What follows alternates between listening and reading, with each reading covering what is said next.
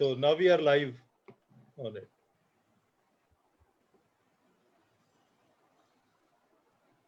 तो टाइम लगेगा लगता मुझे आने में। नहीं, आप इसमें किसी को भी कह दीजिए, वो वहां से शेयर कर दे और आप इसको कंडक्ट कर सकते हैं। हाँ, आ गया। जी जी। आप इसको लगता है हम लोग बहुत लेट हो चुके हैं ऑलरेडी। नहीं, इसीलिए आप शुरू करिए। और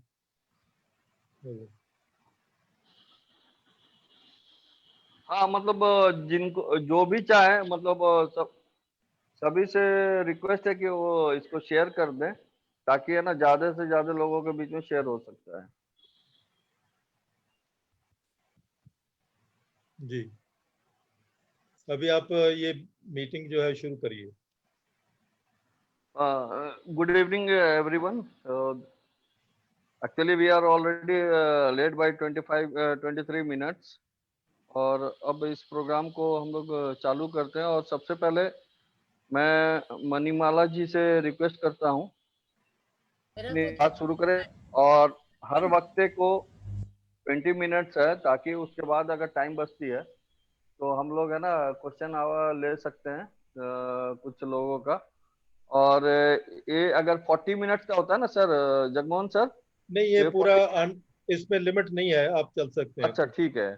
तो ये 20 जो स्पीकर्स के बाद वो जो टाइम होगा हाफ एन आवर का, वो क्वेश्चन एंड आंसर सेशन होगा, उसके बाद हम लोग खत्म करेंगे। सबसे पहले मणिमाला जी से रिक्वेस्ट करता हूँ कि वो अपनी बातों को शुरू करें। जी हाँ, मेरा वीडियो नहीं आ रहा है, आवाज आ रही है क्या? आवाज जी जी जी जी जी। आपका वीडियो भी आ रहा है। वीडियो आपको, पर मुझे नहीं दिख रहा है। पर हमें दिख रहा है। अच्छा। चलिए, तो बिना खुद को देखे शुरू कर रही हूँ। चलिए, ठीक है।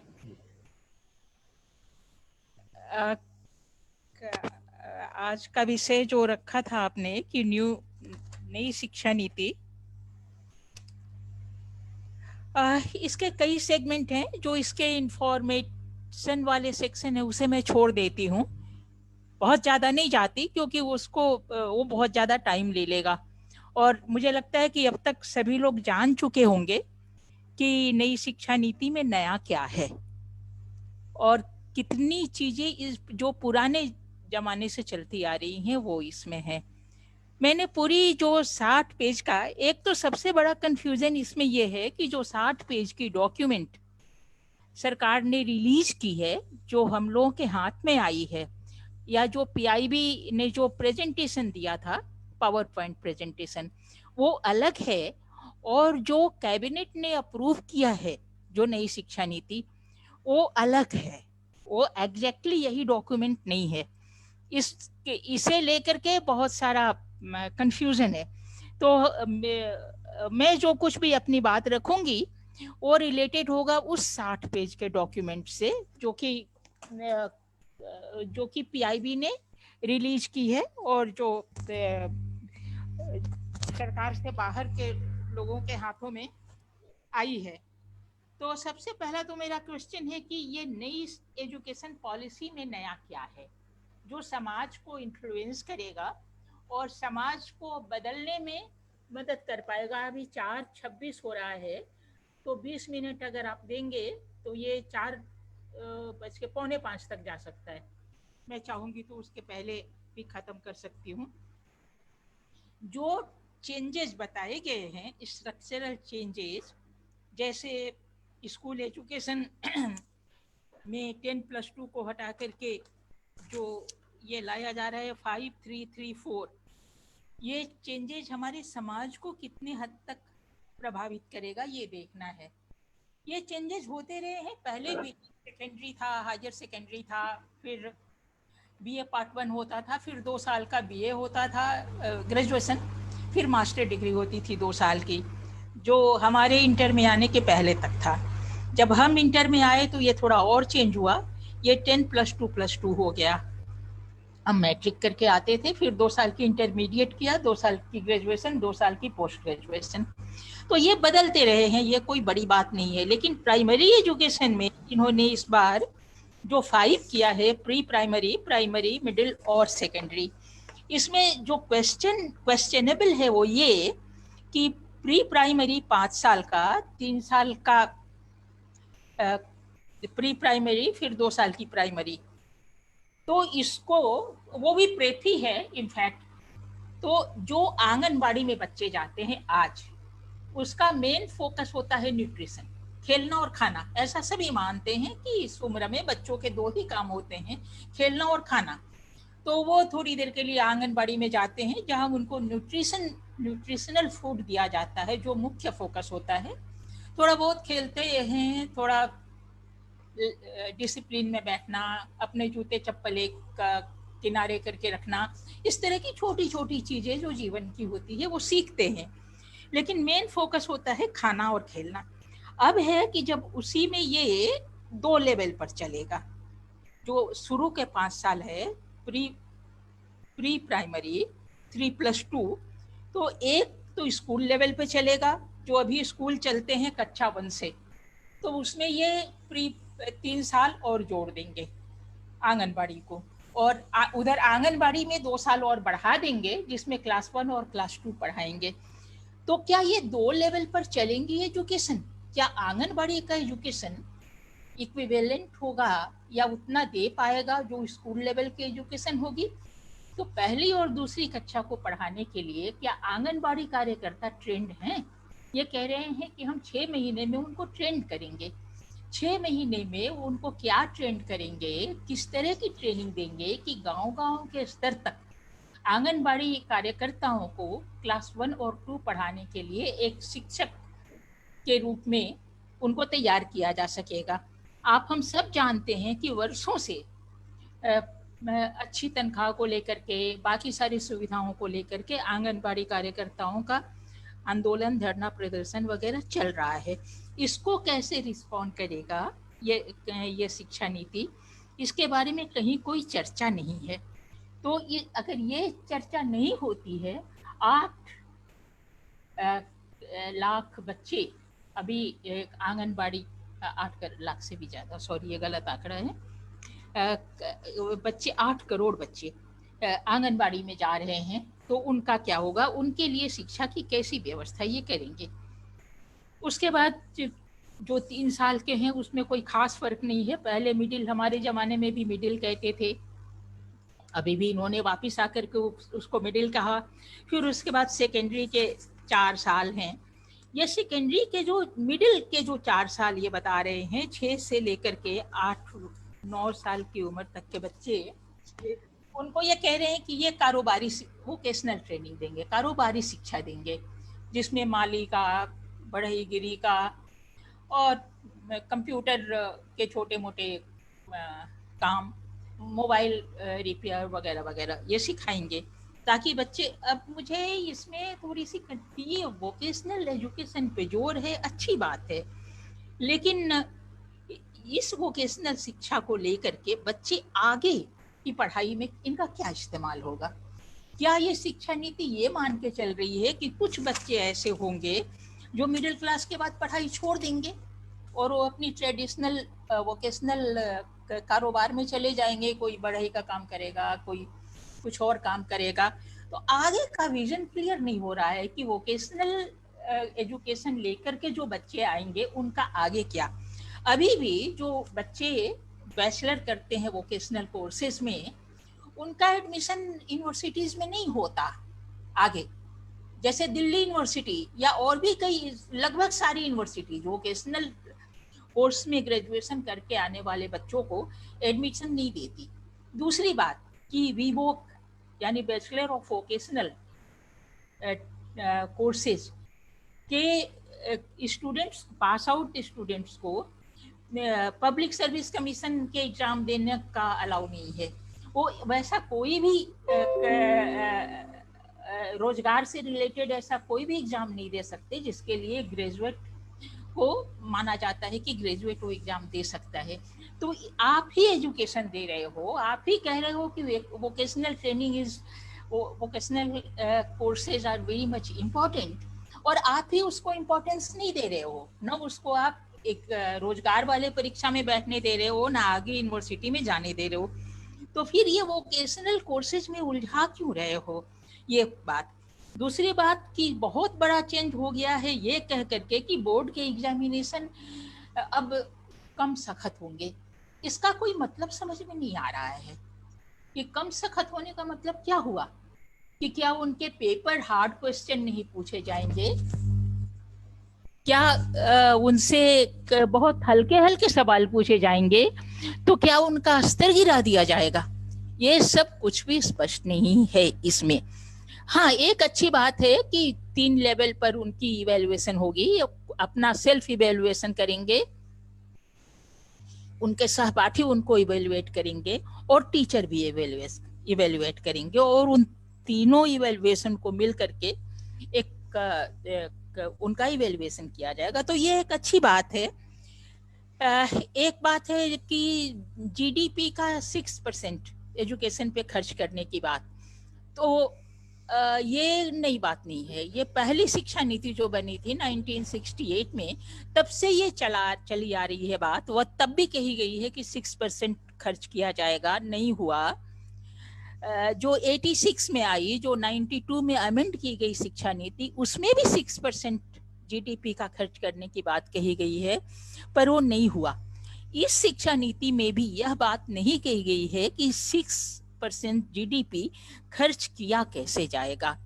तो देखिए क्या होता है। हम उम्मीद रखें कि 2040 इनका टारगेट ईयर है, तो शायद तब तक इसमें कुछ हो जाए। कह रहे हैं बस्तों का बोझ कम किया जाएगा, सिलेबस 10% कर्टेल किया जाएगा। लेकिन इस सिलेबस के 10% कर्टेलमेंट में क्या कर्टेल किया जाएगा? अभी तक जो चीजें सामने आई है कि उसमें धर्मनिरपेक्षता का सब्जेक्ट हटा दिया गया है, उसमें फंडामेंटल राइट्स के सब्जेक्ट हटा दिए गए हैं। तो ये एक बहुत सबसे महत्वपूर्ण क्वेश्चन ये हो जाता है कि आप क्या रखेंगे और क्या हटाएंगे, तब तो क्यूरिकुलम का बोझ कम करने का कोई फायदा होगा। वरना जैसे इसमें ड्यूटीज पे बहुत जोर दी गई है कि फंडामेंटल ड्यूटीज पे ध्यान दीजिए, ह्यूमन वैल्यूज की बात की गई है, लेकिन ह्यूमन राइट्स की बात कहीं नहीं की गई है। अब ह्यूमन वैल्यूज को आप ह्यूमन राइट्स से इक्वेट नहीं कर सकते। इसी तरह से fundamental duties is not fundamental rights. Indira Gandhi ने पहली दफा फंडामेंटल ड्यूटीज की बात कही थी, लेकिन वो भी उसको फंडामेंटल राइट से रिप्लेस नहीं कर सकी थी। फंडामेंटल राइट अपनी जगह है और बिल्कुल अछूता है, लेकिन इसमें बार बार सिर्फ ड्यूटीज की और ह्यूमन वैल्यूज की बात की गई है। ह्यूमन राइट्स की या फंडामेंटल राइट्स की बात कहीं भी नहीं कही गई है। और अब हम आगे कॉलेज लेवल पर चलते हैं। हायर एजुकेशन में एक चीज अच्छी कही गई है कि स्ट्रीम की वो टाइटनेस खत्म की गई है। आप आर्ट्स पढ़ते हैं, आप साइंस की भी स्ट्रीम ले सकते हैं, आप साइंस पढ़ते हैं, आप ह्यूमैनिटीज के सब्जेक्ट पढ़ सकते हैं, यहाँ तक तो ठीक है। और लेकिन एक चीज ये कहते हैं कि बीएससी ग्रेजुएशन 4 साल का होगा। पहला साल आपको सर्टिफिकेट मिलेगा, दूसरे साल में आपको डिप्लोमा मिलेगा, तीसरे साल डिग्री मिलेगी और चौथे साल रिसर्च का क्वालिफिकेशन मिलेगा। अब हम ये जानना चाहते हैं कि जो बच्चा ग्रेजुएशन 1 साल करके छोड़ दिया, उस सर्टिफिकेट आपने दे दी, बहुत अच्छी बात हुई। पहले 1 साल करके कोई छोड़ देता था तो वो उसका कोई वैल्यू नहीं होता था। मुझे याद है बचपन में कुछ लोग कहते थे कि जैसे मैट्रिक का एग्जाम दिया, पास नहीं कर पाया, तो अपने आप को नॉन मैट्रिक कहते थे, मतलब मैट्रिक का एग्जाम दिया पर क्लियर नहीं कर सके। तो अभी ये सर्टिफिकेट देंगे, पर उस सर्टिफिकेट की वैल्यू क्या होगी? क्या उस सर्टिफिकेट को लेकर के उसे कहीं जॉब मिलेगी, या उस सर्टिफिकेट को लेकर के वो कुछ और कर सकेगा?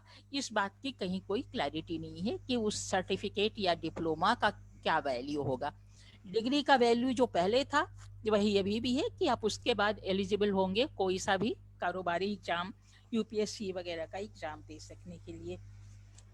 तो इसमें एक जो बहुत महत्वपूर्ण बात कही गई है, जो सीधा प्राइवेटाइजेशन की बात तो नहीं कही गई है, लेकिन कही गई है किसी न किसी फॉर्म में। एक तो कि फॉरेन यूनिवर्सिटीज आएंगे को यहाँ कैंपस बनाने की, 100 टॉप यूनिवर्सिटीज को यहाँ कैंपस बनाने की इजाज़त दी जाएगी।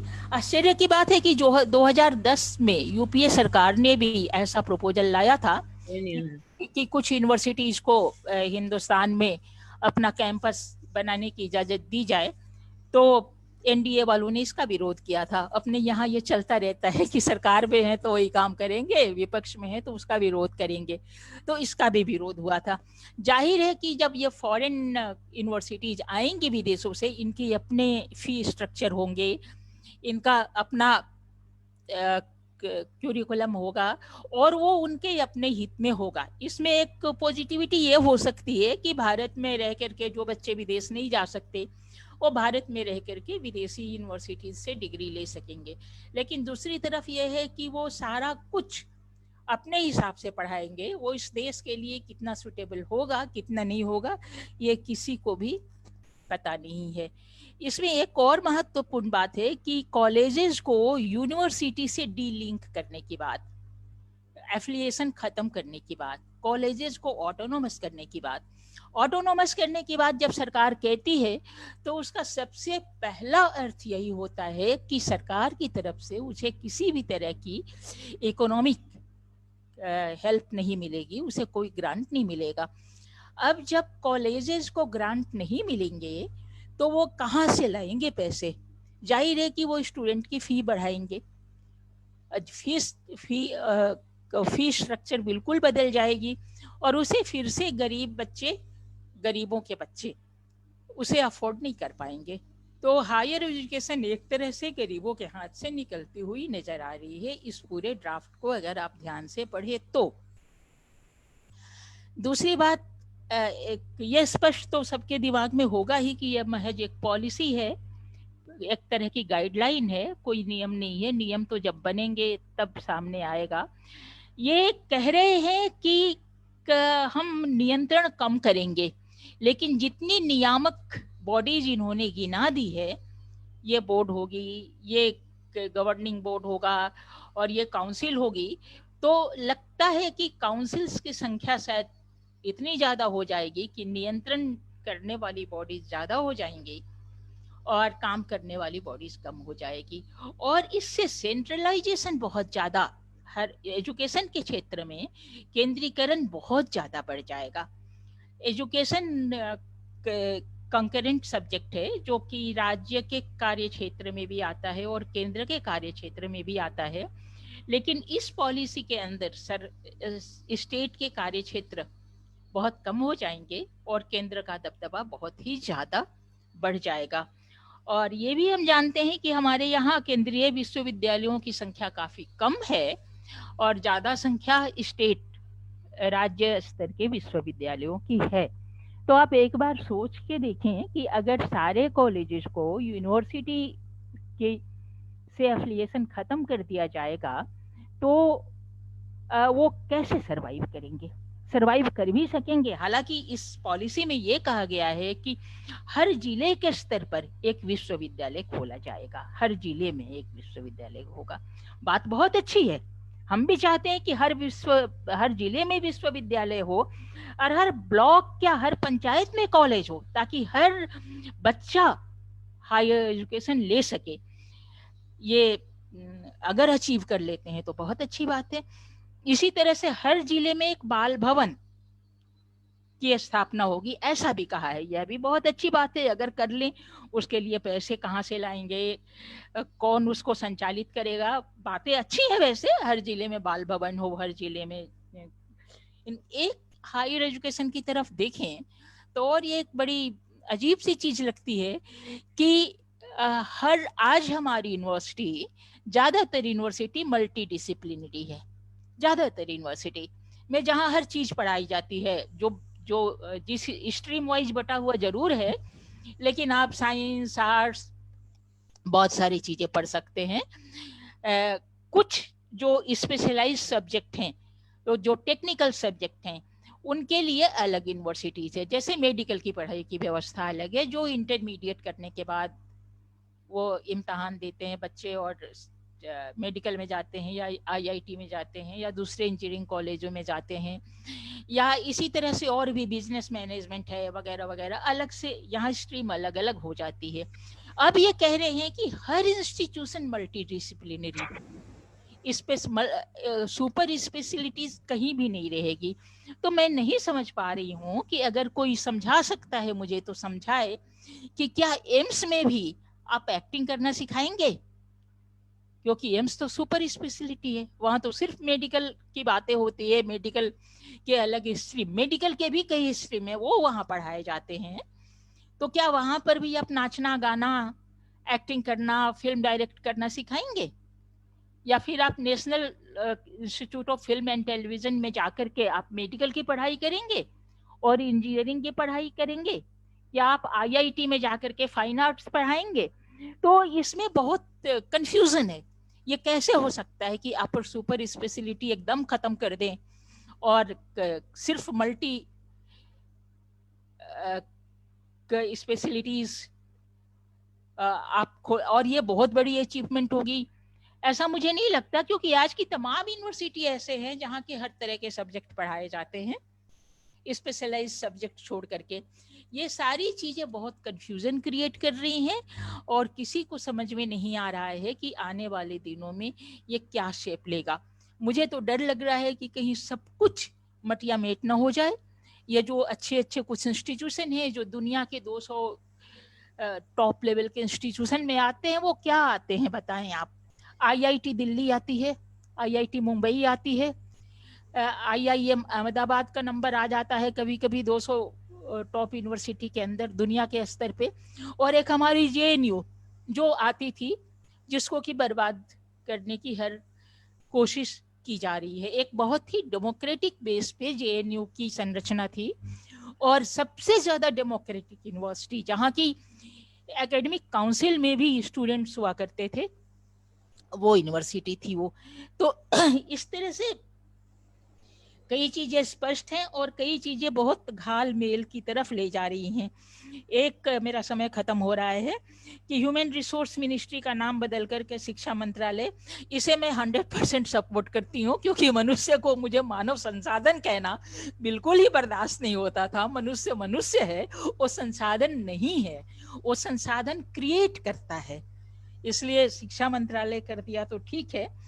एक और चीज देखने, भाषा के सवाल पे बहुत बहस हो रही है, लेकिन मातृभाषा में मीडियम, सिर्फ मातृभाषा पढ़े बच्चे ऐसा कहीं नहीं है। मातृभाषा सीखने सिखाने का माध्यम हो प्राइमरी लेवल पर, ये बात हमारे संविधान के 350A में ये बात कही गई है। गांधी जी ने भी कहा था कि बच्चों को शिक्षा तो उनकी ही अपनी भाषा में दी जानी चाहिए। मैं इसकी 100% सपोर्ट करती हूँ, क्योंकि एक बच्चा अपनी पूरी एनर्जी अंग्रेजी सीखने में खर्च कर देता है और वो बाकी सारी चीजें जो बुनियाद बननी है, जो फाउंडेशन बननी है, वो नहीं बन पाती, क्योंकि जो इंग्लिश बैकग्राउंड से नहीं आते, जिन्हें वो वातावरण नहीं मिलता, उनके लिए अंग्रेजी सीखना, छोटे बच्चों की बात मैं कर रही हूँ, बहुत बहुत मुश्किल होता है। अब एक पुरानी बात कह के मैं अपनी बात खत्म करती हूँ। 80s में जब कर्पूरी ठाकुर बिहार के मुख्यमंत्री होते थे, तो उन्होंने कोई पॉलिसी वगैरह नहीं लाए, लेकिन एक नियम लेकर के आए कि मैट्रिकुलेशन के लिए पास विदाउट इंग्लिश। उसका बहुत मजाक भी उड़ा, लेकिन वो उसके रिजल्ट का जब हम लोगों ने एनालिसिस किया तो पाया कि जितने बच्चे फेल हो जाते थे सिर्फ इंग्लिश न जानने की वजह से, उस वैसे बैकग्राउंड के कई बच्चे टॉप 10 में आ गए। यानी अंग्रेजी का कंपल्सन उनके लिए इतनी बड़ी बाधा थी कि हर सब्जेक्ट में बहुत अच्छा करते हुए भी वो अंग्रेजी में फेल होने की वजह से फेल हो जाते थे। जैसे ही ये उन्होंने हटाया कि अगर आप अंग्रेजी में फेल भी हो जाते हो लेकिन बाकी आप अच्छे मार्क्स लाते हो, अच्छा करते हो, तो आप पास करोगे और जो आपको रैंक आता है वो रैंक भी आपका रहेगा। और उससे इतना ज्यादा परिवर्तन आया कि वो देखने लायक था।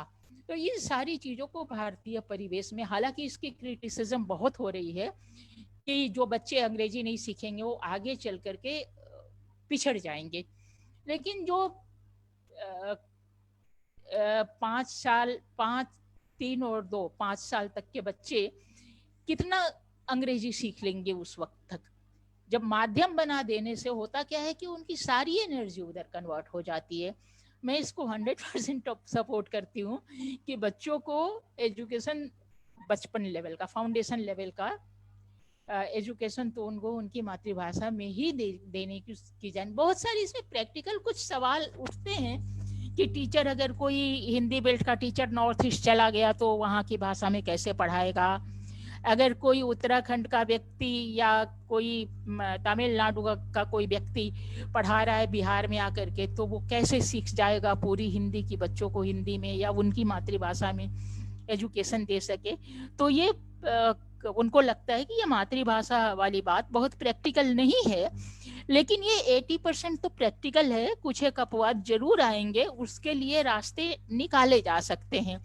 मुझे याद है कि जब मैं पश्चिम चंपारण में स्कूल में पढ़ती थी, जब मेरा एडमिशन हुआ, मैंने हिंदी बोला तो वहाँ के बच्चों ने, जो हमारे सहपाठी थे, हिंदी सुन करके कहते हैं, मैं एक लाइन भोजपुरी बोल रही हूँ, सबको समझ में नहीं आएगा, का हो बिलायत से आयल बड़ू, बिलायती बोलो तरु।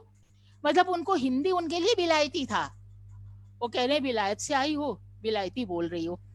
और वहाँ सब काम भोजपुरी में होता था। पूरी 10वीं क्लास तक की पढ़ाई, फिजिक्स, केमिस्ट्री, एडवांस मैथमेटिक्स हमने पढ़ी है, वो सब भोजपुरी में ही पढ़ाई जाती थी। ऐसा कोई नियम नहीं था, लेकिन प्रैक्टिकल माहौल वहाँ का ऐसा था कि सब भोजपुरी में बातें कर। सिर्फ अंग्रेजी के टीचर, जो हेड मास्टर साहब खुद पढ़ाते थे अंग्रेजी, वो ऐसे भोजपुरी ही बोलते थे, लेकिन जब क्लास में आते थे अंग्रेजी पढ़ाने के लिए, तब वो एक शब्द भी हिंदी का नहीं बोलते थे, तब वो अंग्रेजी ही बोलते थे।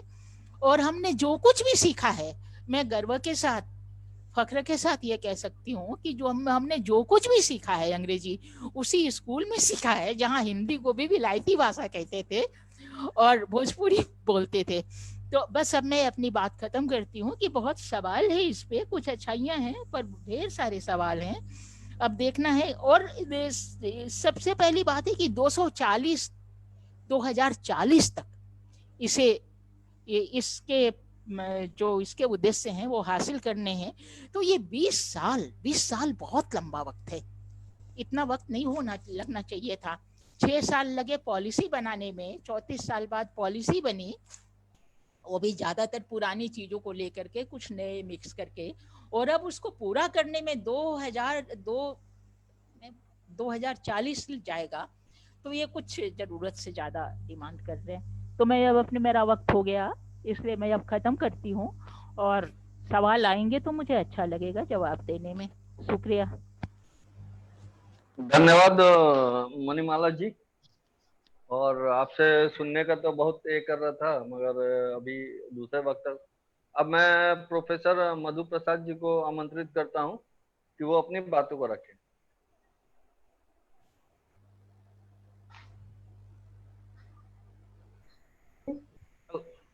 अनम्यूट हो गया? हाँ जी जी। हाँ, अच्छा ठीक है।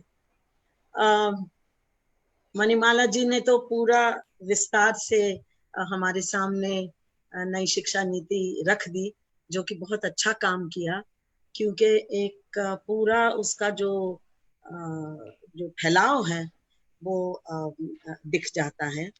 और उसमें ये इन्होंने बहुत जरूरी बात कही है कि कई चीजें सुनने में तो अच्छी लग रही हैं, लेकिन जो उनको लागू करने में, सिर्फ ये नहीं कि 20 साल का डेडलाइन दिया है, 20 साल आगे का, पर ये भी है कि समझ नहीं आ रही कि ये आगे कैसे बढ़ेगी ये बात।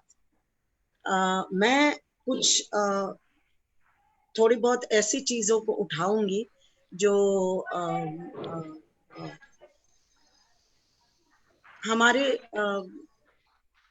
जो मणिमाला जी ने ये भी कहा था कि यहाँ हमारे जो हक हैं, हक का क्या किया जा रहा है, हमारी ड्यूटीज की बात हो रही है, जब हक की बात आती है तो हम वाकई अपने संविधान के बारे में सोचते हैं, क्योंकि हमारा संविधान हमारे लिए इसलिए जरूरी है क्योंकि इसमें हमारे हक और हमारे जो देश के नागरिक होने के कारण जो हम उम्मीद रख सकते हैं अपनी सरकारों से कि उनको हमारे लिए क्या करना चाहिए, उनकी नीति कैसे होनी चाहिए, ये बहुत जरूरी होता है उसमें हमारा संविधान देखना।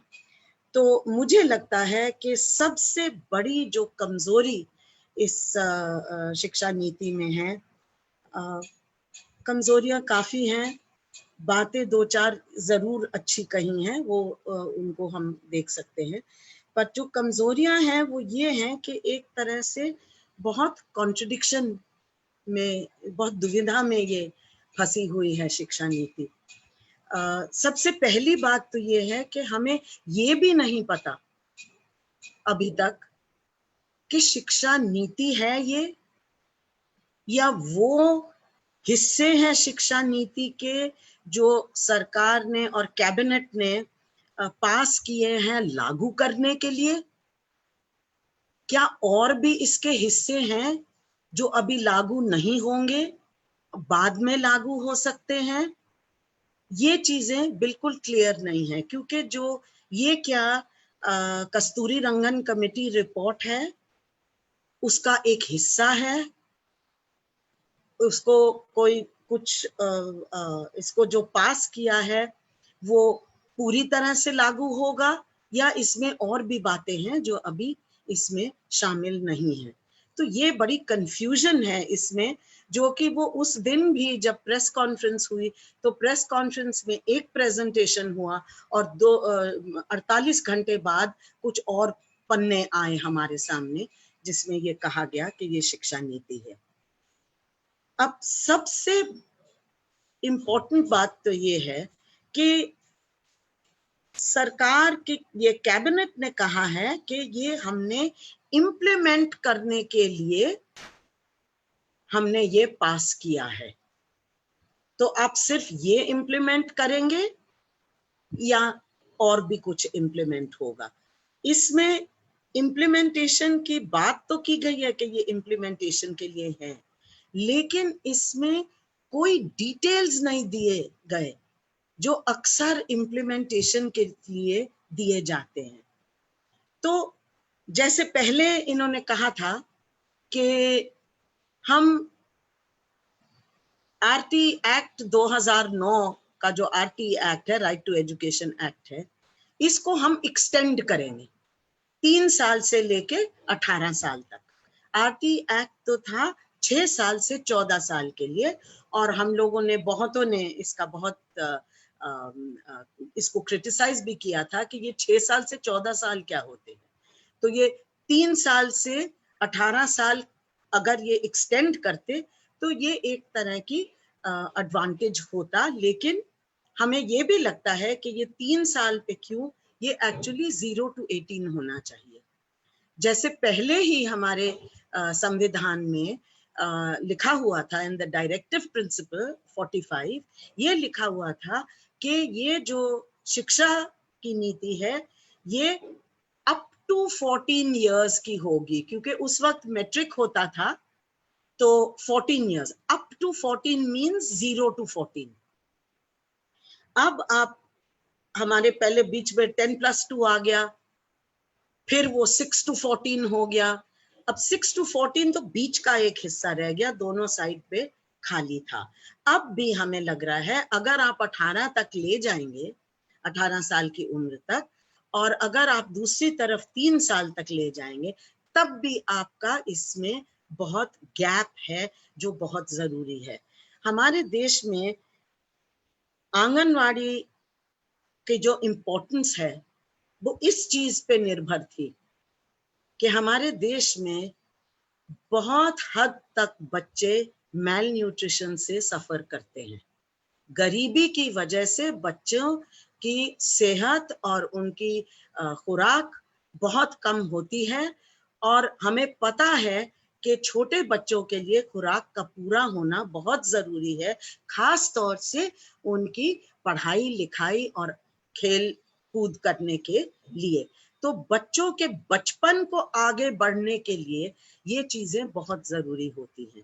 इसलिए हमें ये नहीं समझ आ रही आप 3 साल पे क्यों शुरू कर रहे हैं, आप बर्थ से क्यों नहीं कर रहे। 0 to 18 होना चाहिए इसका, और 0 to 18 अगर है तो इसमें आंगनवाड़ी का बहुत इंपॉर्टेंट रोल है, क्योंकि आंगनवाड़ी हेल्थ और न्यूट्रिशन दोनों पर उसका जोर होता है। तो आंगनवाड़ी को हर बच्चे को पैदाइश से हेल्थ और न्यूट्रिशन दोनों पर जोर देना बहुत जरूरी है। अगर हम 3 साल की उम्र पे उनको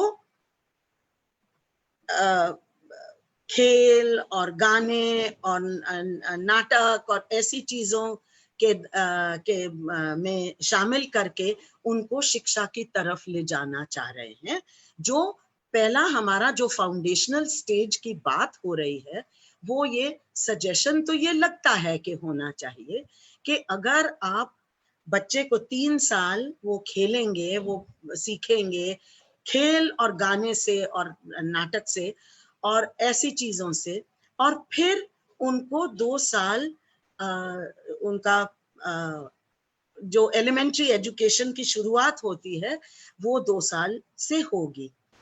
लेकिन इसमें ये बहुत जरूरी है कि ये गलती नहीं होनी चाहिए, क्योंकि हमने 0 से शुरू नहीं किया। कभी ये गलती हम ना करें कि 3 साल की उम्र पर बच्चे को सिखाना और लिखवाना और ऐसी चीजें शुरू करने लग जाएं, क्योंकि ये तो बहुत गलत होगा और सारे एजुकेशनिस्ट इसको सपोर्ट नहीं करेंगे।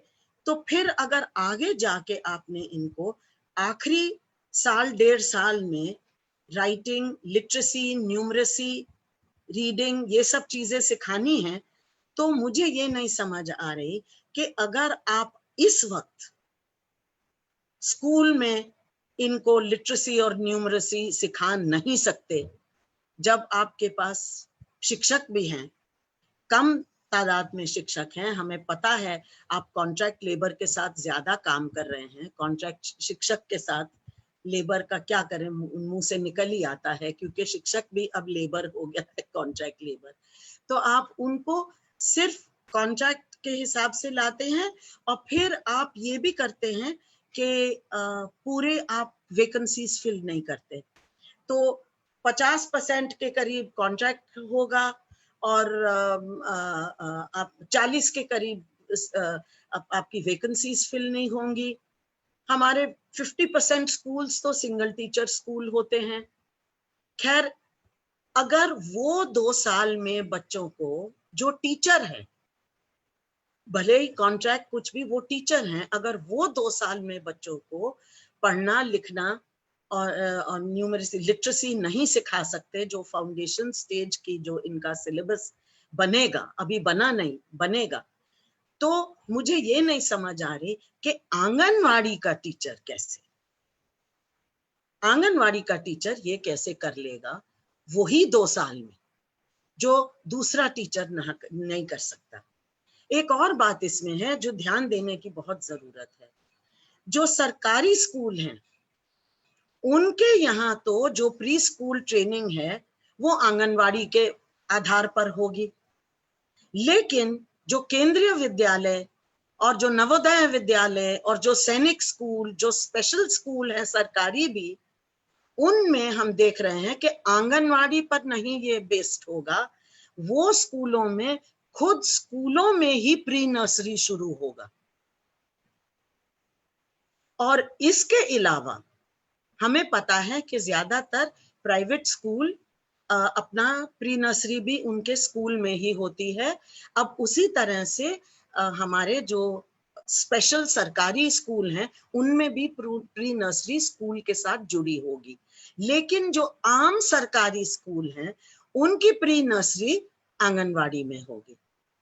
इसके अलावा एक चौथे तरीके की प्री नर्सरी भी है, वो ये है कि जो स्टैंड अलोन प्री नर्सरी जिसको कहते हैं, हमें सबको पता है कि अक्सर जो लोग अपने बच्चों की पढ़ाई में पैसे खर्च सकते हैं, वो अपने बच्चों को स्टैंड अलोन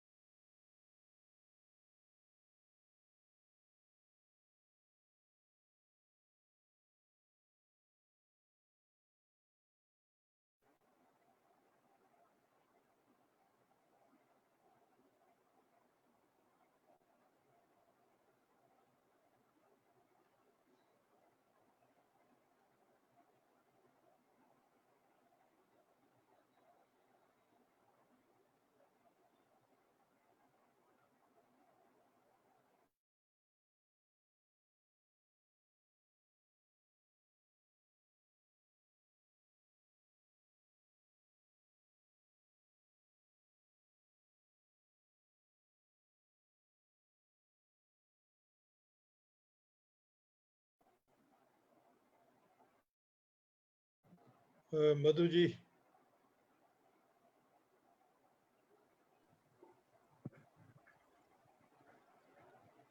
शायद तो मधु जी का लिंक टूट गया है।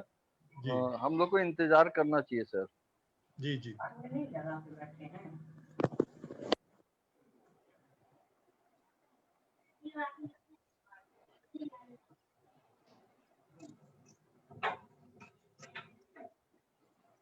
मधु जी से टेलीफोन पे बात कर लीजिए, क्योंकि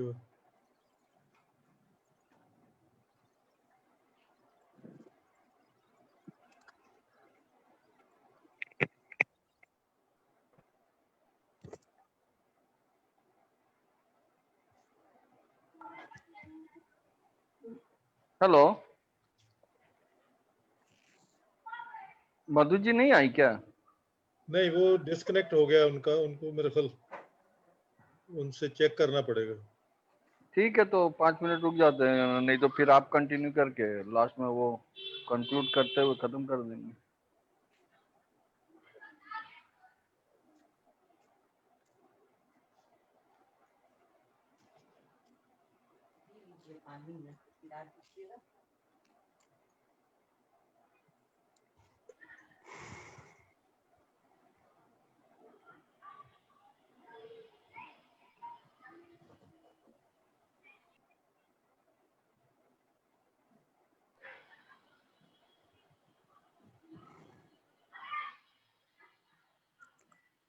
हाँ जौहर साहब, लिंक टूट गया क्या? नहीं, हाँ मैडम का है ना, लिंक टूट चुका है, तो अभी ज्वाइन का वो जगमोहन सर उनको फोन कर रहे हैं। अगर जी जी जी। नहीं तो फिर जगमोहन सर उसको ये करेंगे, कंटिन्यू करेंगे। अच्छा अच्छा, ठीक है ठीक है।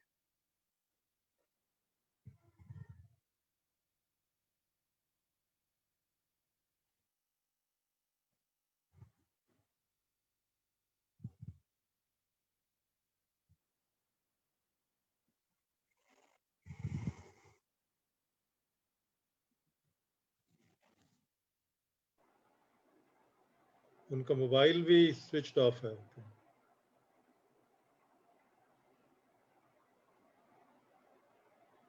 आ गए वापस, एडमिट कर रहा हूँ।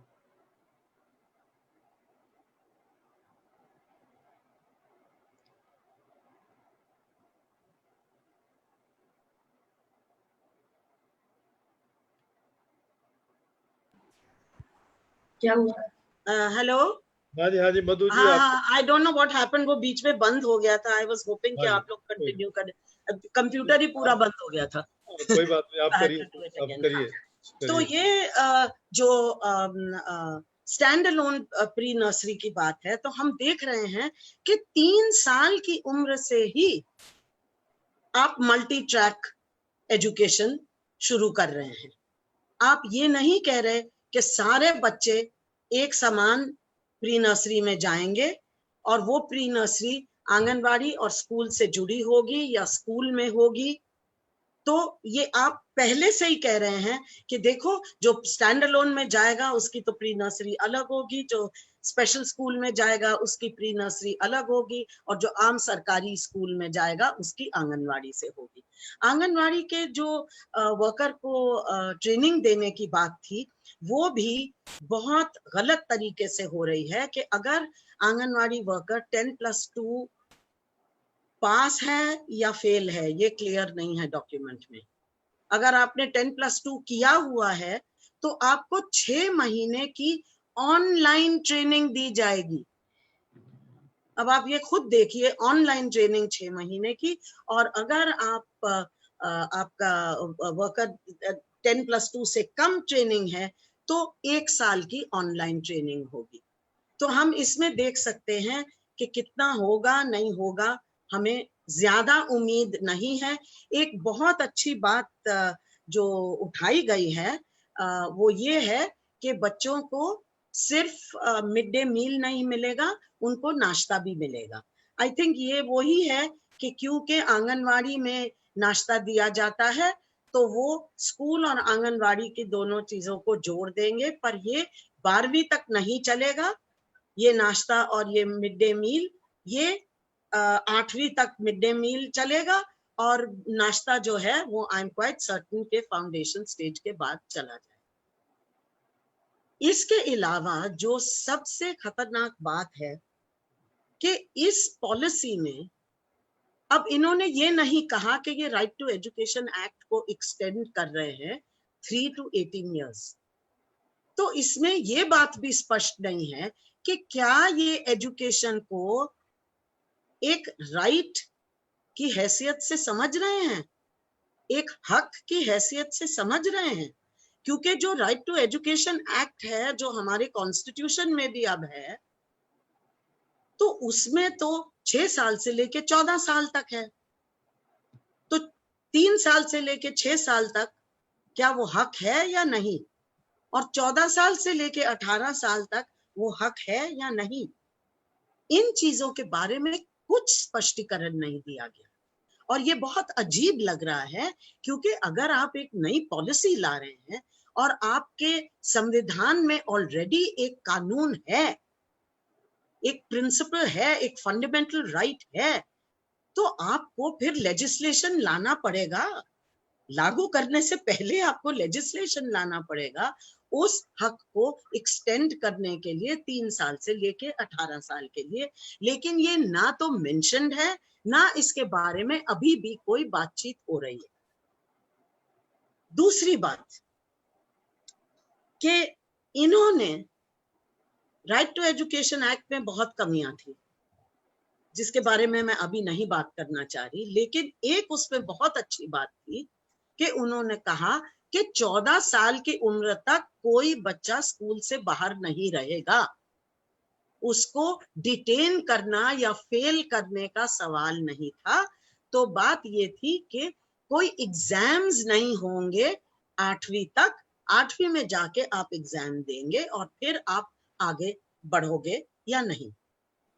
अब इन्होंने क्या किया है कि फाउंडेशन कोर्स के साथ साथ इन्होंने क्लास 3 में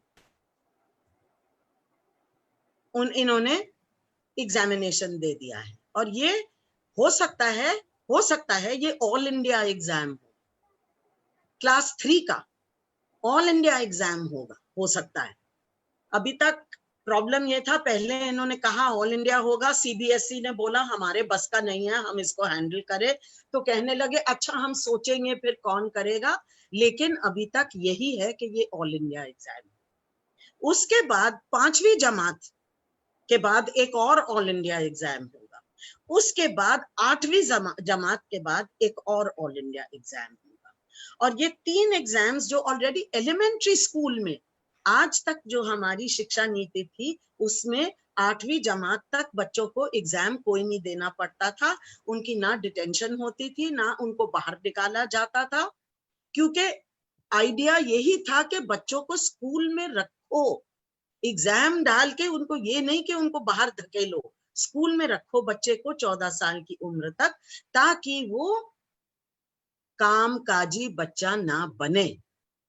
अब इन्होंने क्या किया है कि 2 साल पहले जो चाइल्ड लेबर लॉ है उसमें भी इन्होंने परिवर्तन ये लाए हैं। वो परिवर्तन ये है कि 10 साल की उम्र पर बच्चा अपने घरेलू कामकाज में काम कर सकता है अगर वो उसकी शिक्षा से इंटरफेयर ना करे। अब हमें पता कि उसकी शिक्षा तो थी हो नहीं, शिक्षा हार्डली हो रही थी।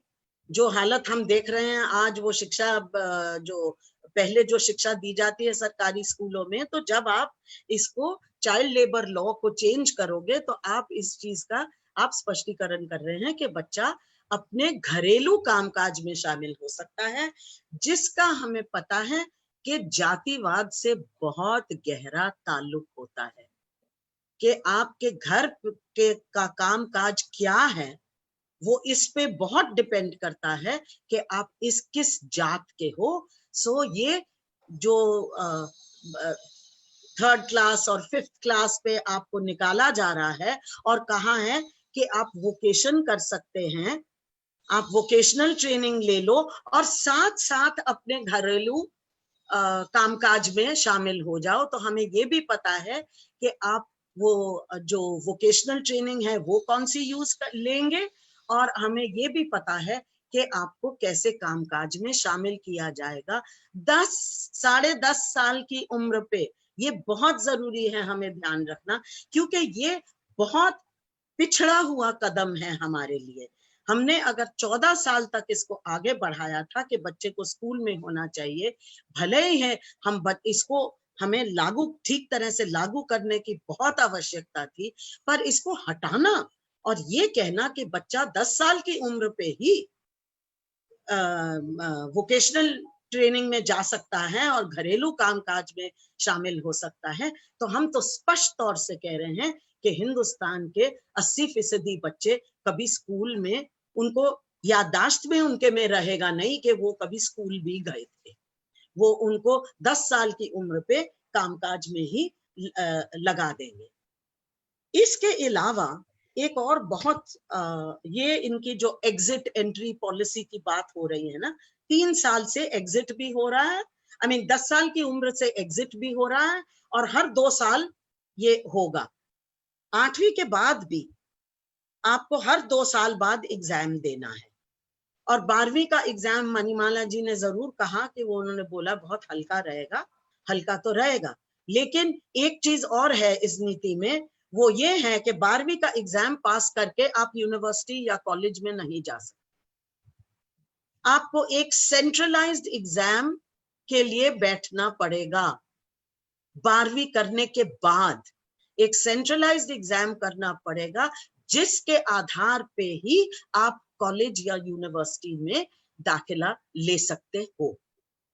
तो ये जो 10वीं और 12वीं हल्का कर रहे हैं, वो उन बच्चों के लिए है जिनके माँ बाप उनको घर पे ट्यूशन नहीं लगवा सकते, जिनको कोचिंग सेंटर में नहीं भेज सकते, ताकि वो सेंट्रलाइज्ड एग्जाम यूनिवर्सिटी में जाने के लिए वो सेंट्रलाइज्ड एग्जाम करें ना करें। तो वो बच्चे तो अगर वो 3री और 5वीं में नहीं बाहर निकले तो वो 10वीं या 12वीं के बाद निकाले जाएंगे। अब ये हम देख रहे हैं कि इसका तो हमारे पूरे जो हमारी जो राइट टू एजुकेशन है उसको तो बिल्कुल ही आपने खत्म कर दिया, जितना है भी उसको खत्म कर दिया। आगे आप, मुझे लग रहा है कि तभी उन्होंने एक्सटेंशन की बात नहीं की, क्योंकि वाकई अब हमारा राइट टू एजुकेशन जो है वो चुपचाप से it will be given a quite burial, उसको चुपचाप से आप बाहर धकेल देंगे। एक और चीज जो, मेरा टाइम हो रहा है, मैं 5 मिनट में एक और चीज बहुत जरूरी जो उठानी है वो ये है कि इस शिक्षा नीति में reservation, caste system, patriarchy, gender oppression, tribal oppression, इन सब चीजों के बारे में कोई विशेष सवाल नहीं उठाए गए, ना कोई विशेष इसके लिए रास्ते निकाले गए हैं। हमारी शिक्षा, हमारे संविधान में ऑलरेडी रिजर्वेशन है उन लोगों के लिए जो उन तबकों से आते हैं जिनको सिस्टमैटिकली ओप्रेस किया गया है, सिस्टमैटिकली शिक्षा या एक तरह से एक आजाद जीवन जीने के हक से अलग रखा गया है कई शताब्दियों से। जो हमारे SC, ST, OBC, जेंडर, ये सब इन लोगों के लिए, जो हमारे पर्सन्स विद डिसेबिलिटी, इन सब की कोई व्यक्तिगत कमियां नहीं हैं जिसकी वजह से ये हो रहा है। ये एक सिस्टमैटिक उनको बाहर निकाला जा रहा है शिक्षा से। और इसलिए बाबा साहेब अम्बेडकर ने हमारे संविधान में ये कहा और ये एक्सप्लेन करके कहा कि ये जो हम जो रिजर्वेशन दे रहे हैं ये बराबरी के लिए नहीं दे रहे, ये गैर बराबरी को खत्म करने के लिए दे रहे हैं। और उन्होंने स्पष्ट किया कि गैर बराबरी को खत्म करने के लिए हम सिर्फ बराबरी का खेल नहीं खेलेंगे, हम उन लोगों के लिए ज्यादा प्रिविलेज देंगे जिनको अभी तक अलग रखा था शिक्षा से और इन जरूरी चीजों से। तो हम we will discriminate in favor of those who have been kept back। और उन्होंने ये स्पष्ट तौर से कहा कि इसके बिना आप किसी को, जो शताब्दियों से जिनको पीछे धकेला गया है, उनको आप कभी आगे नहीं ला सकते जब तक आप ये रिजर्वेशन नहीं करेंगे। इस शिक्षा नीति में हमारे संविधान के खिलाफ जाते हुए ये कहा गया है कि ये जो सब लोग हैं ये सोशली और इकोनॉमिकली डिसएडवांटेज ग्रुप्स हैं, सोशली और इकोनॉमिकली डिसएडवांटेज। जैसे इनको कुछ व्यक्तिगत तौर से कुछ कमियां हैं और इनके लिए हम व्यक्तिगत तौर से चाहेंगे कि इनको पता होना चाहिए कि इनके लिए व्यक्तिगत तौर पे क्या क्या सहूलियत है और इनको थोड़ी मदद करनी चाहिए कि वो उन सहूलियतों को हासिल करें। पर वो रिजर्वेशन की बात बिल्कुल नहीं हो रही, वो बात नहीं हो रही कि ये सिस्टमैटिकली ओप्रेस्ड हैं। अगर इनको अपने साथ लाना है तो इनके फेवर में हमें डिस्क्रिमिनेट करना पड़ेगा। ये बिल्कुल कहीं भी नहीं मेंशन किया जाता। और ये उल्टे तौर पे ये कहा जाता है कि हम क्योंकि हर चीज को सेंट्रलाइज कर रहे हैं, हर चीज को सेंट्रलाइज कर रहे हैं। यूनिवर्सिटी कॉलेज जाने के लिए एक एग्जाम है, तीसरी जमात पास, मुझे शुरू वहां से करना था, तीसरी जमात पास करने के लिए एक सेंट्रलाइज्ड एग्जाम है, फिर आप पूरे स्कूल के एग्जाम्स करके यूनिवर्सिटी जाने के लिए तब एक और सेंट्रलाइज्ड एग्जाम है, और उसके बाद यूनिवर्सिटी में भी आपके सेंट्रलाइज्ड एग्जाम्स हैं। तो कह रहे हैं अब ये देखिए ना, ये तो लेवल प्लेइंग फील्ड है, सबको ये एग्जाम करने पड़ेंगे। पर आप ये कह रहे हैं ये लेवल प्लेइंग फील्ड है कि जिसको अपनी जिंदगी में हर तरह की सहूलियत मिली है उसको भी आप कह रहे हैं देखिए आप रणे मैदान में आइए और आप भी यहाँ क्रिकेट या फुटबॉल खेलिए, और जिसको ना खाना पीना, ना ठीक तरह से रहना सहना, ना ठीक तरह से पढ़ाई, उसको भी जिसको हर तरह से पिछाड़ा गया है उसको भी आप कहो कि देखो आप भी यहाँ आके अब आप इन आगे बढ़े हुए लोगों के साथ आप भी compete करो। The privileged and the oppressed cannot be made to compete. There is no level playing field here by centralizing things. Centralize करके आप और मुश्किल कर रहे हैं उन लोगों के लिए जिनके पास साधन नहीं है, और आप एक और मौका दे रहे हैं उन लोगों को जिनके पास पूरे साधन हैं और जो प्राइवेट कोचिंग और ऐसी चीजें करके सेंट्रलाइज्ड एग्जाम के लिए बैठ सकते हैं और उम्मीद रख सकते हैं, जैसे नीट और ऐसी चीजों के लिए जो एग्जाम्स अब हो, GEE, नीट और नेट के लिए अब जो हो रहा है, और हम देख रहे हैं उसका कितना बुरा असर पड़ रहा है, क्योंकि सिर्फ उन्हीं लोगों को, जो साधन वाले घरों से लोग बच्चे आ रहे हैं, उन्हीं लोगों को मौका मिल रहा है ये सब करने के लिए। जब अब भी रिजर्वेशन की नीति के साथ जब हम देख रहे हैं कि केवल 6% बच्चे, बहुजन समाज के बच्चे, केवल 6% हायर एजुकेशन तक पहुंच पा रहे हैं, तो क्या हम इस शिक्षा नीति के साथ उन बच्चों को किसी हालत में, अगर वो 12वीं तक किसी तरह से पहुंच भी गए, हमने उनका रास्ता हायर एजुकेशन के लिए बंद कर दिया है, वो रास्ता बिल्कुल खुला नहीं है। हम किसी तरह से इनको आने नहीं देंगे। इसके साथ साथ एक आखिरी बात जिसके बारे में मैं जरूर बात करना चाहूंगी, वो ये है जो इन्होंने कहा है कि हम स्कूल कॉम्प्लेक्सेस शुरू करेंगे। उन्होंने कहा है कि हमारी शिक्षा नीति में स्कूल कॉम्प्लेक्स जो है वो हमारा बेसिक यूनिट ऑफ एजुकेशन है। School complex will include schools in a distance of 5 to 10 kilometers. 5 to 10 kilometers के schools को जोड़ के इनका एक स्कूल कॉम्प्लेक्स होगा, और ये स्कूल कॉम्प्लेक्स,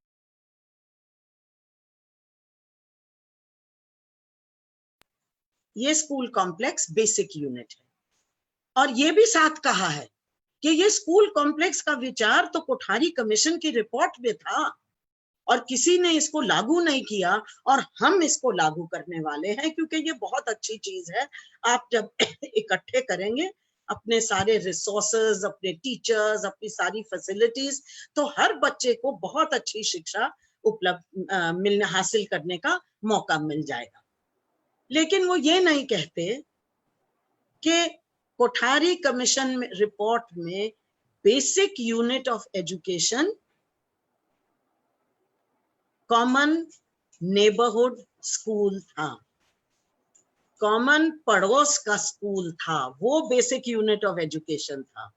और जब वो स्कूल कॉम्प्लेक्स की बात करते थे, वो ये करते थे कि resources should be shared, can be shared, and experiences can be shared with between common neighbourhood schools. वो ये नहीं कह रहे थे कि कॉमन नेबरहुड स्कूल को तो बंद कर दो, और ये मर्जर क्लोजर की पॉलिसी पूरी तरह से इस शिक्षा नीति में है, वो बंद करके और फिर आप बोलो बच्चे को, छोटी उम्र के बच्चे को, कि आप 5 किलोमीटर जाइए स्कूल जाने के लिए, आप 10 किलोमीटर जाइए स्कूल जाने के लिए। ये नहीं हो सकेगा।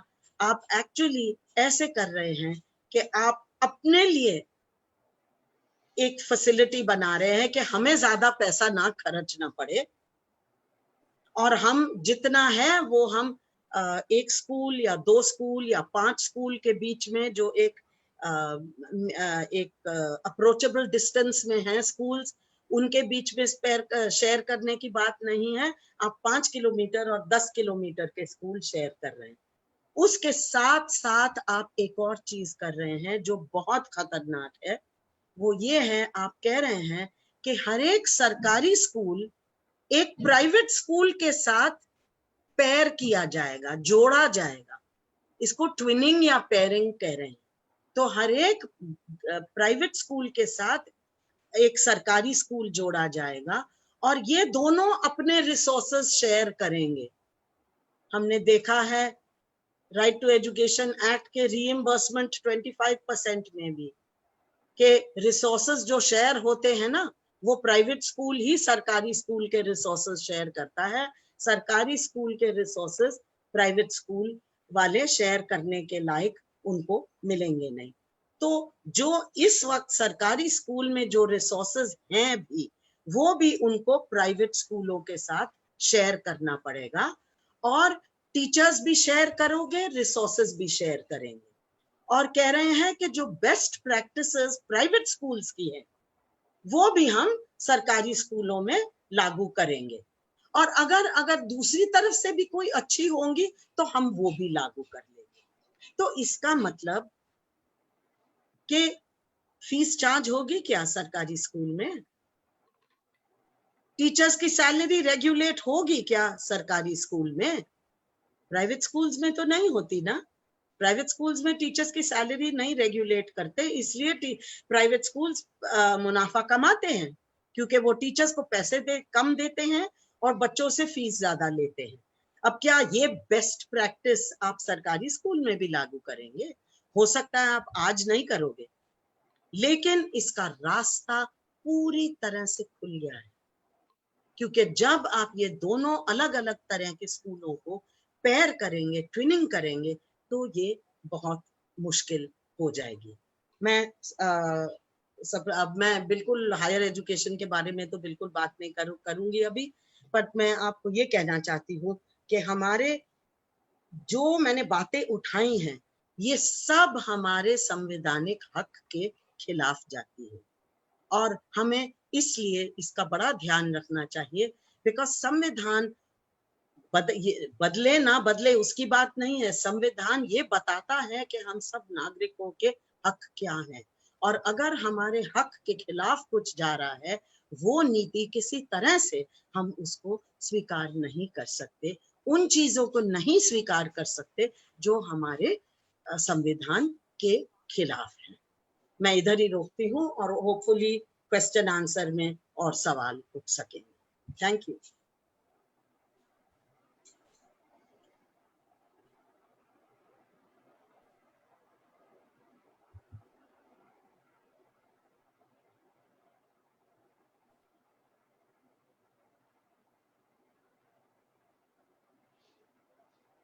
Ahmad ji unmute hello. हेलो, अब मैं म्यूट करती हूँ। अहमद जी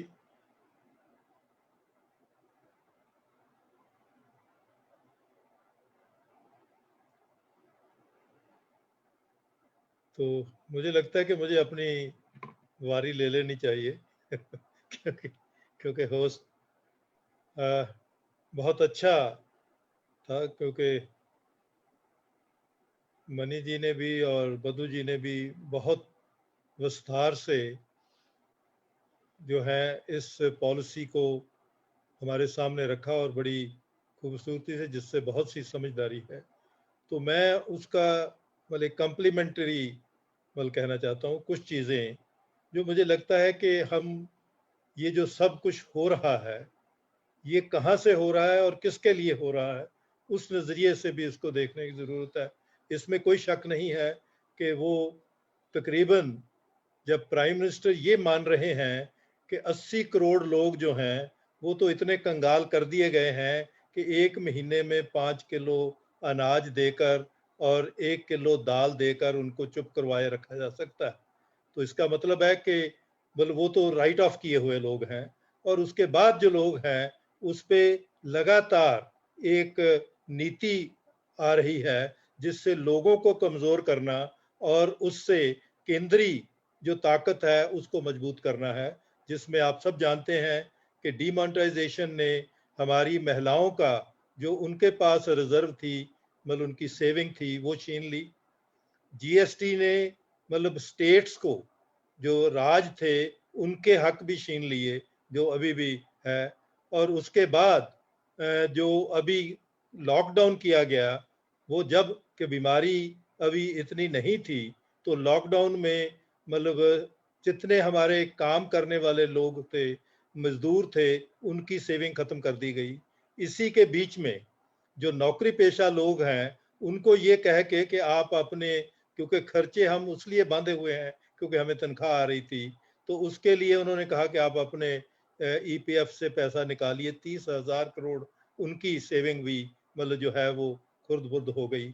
और इसी में इसी नीति को अगर देखेंगे तो ये आम आदमी को जो ज्ञान की थोड़ी बहुत समझ आनी चाहिए, उससे भी वंचित करने का एक तरीका है। और ये कहाँ से आ रहा है, मैं वो आपके साथ साझा करना चाहता हूँ। मुझे ये हैरानी हुई कि जब कोरोना में भारत का में ये पॉलिसी अडॉप्ट की जा रही थी जिसे वो पॉलिसी कह रहे हैं, हालांकि वो ड्राफ्ट है, वो सिर्फ कैबिनेट में गया और उसमें कैबिनेट ने कहा कि हाँ जी हम मानते हैं। लेकिन अभी जो हमें प्रचार किया जा रहा है कि ये तो लोगों की पॉलिसी है, वो लोग कौन है जिनकी पॉलिसी है? और उसी वक्त पाकिस्तान ने भी यही पॉलिसी अडॉप्ट की। वहां पर भी लड़ाई हो रही है कि बलोची में पढ़ाया जाएगा, कि पश्तो में पढ़ाया जाएगा, कि नहीं पढ़ाया जाएगा। वो तब मुझे लगा कि हम दोनों देश, वैसे तो हम लड़ाई पे हैं, एक दूसरे के खिलाफ हम पूरा मतलब तने हुए हैं, लेकिन एक पॉलिसी जो है वो हम कॉमन तौर पे अडॉप्ट कर रहे हैं। तो उससे मेरा ध्यान गया, और एक डॉक्यूमेंट आपको ऑनलाइन मिल जाएगा, वर्ल्ड बैंक का जो एजुकेशन स्ट्रेटजी 2020 कि वर्ल्ड बैंक ने एक अपना नीतिगत पेपर बना रखा है कि इन डेवलपिंग कंट्रीज में एजुकेशन को किस तरह मैनेज करना है। और उसमें वो कहते हैं कि education for everyone in the school और आउट ऑफ द स्कूल। अब ये आउट ऑफ स्कूल, और फिर तीसरी बात वो कहते हैं कि हम तो एक ही स्लोगन दे रहे हैं, इन्वेस्ट इन्वेस्ट इन्वेस्ट। अब तभी जो 6% कहा जा रहा है वो इसी तरह कैलकुलेट होगा कि कौन कौन से पैसे आप जोड़ लें, जैसे हम जीडीपी में कर रहे हैं कि जितनी लूट हो रही है हमारे रॉ मटेरियल की, वो जीडीपी बढ़ाती है। तो इसी तरह हमारा जो 6% वाला जुमला है उसको पूरा कर दिया जाएगा। मतलब उसमें अभी पिछले आप कभी ये हिसाब हमने नहीं मांगा कि इनकम टैक्स के साथ 2 सेस लगते रहे हैं, एक प्राइम एलिमेंट्री एजुकेशन के लिए जो 30,000 करोड़ था, एक हायर एजुकेशन के लिए जो 90,000 करोड़ था, वो कहाँ लगा? और उसके बाद फिर कहा जा रहा है कि हमारे पास तो पैसे नहीं है इसलिए फीस बढ़ाई जाएंगी।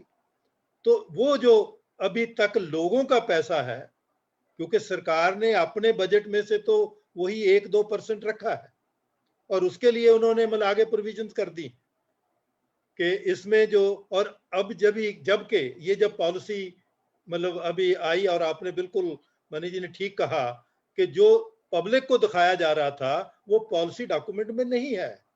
इसका मतलब है कि ये तो व्यापारीकरण है, ये तो एडवर्टाइजमेंट एजेंसी है जो इसको बेचने के लिए कई तरह के बातें जो करेंगी।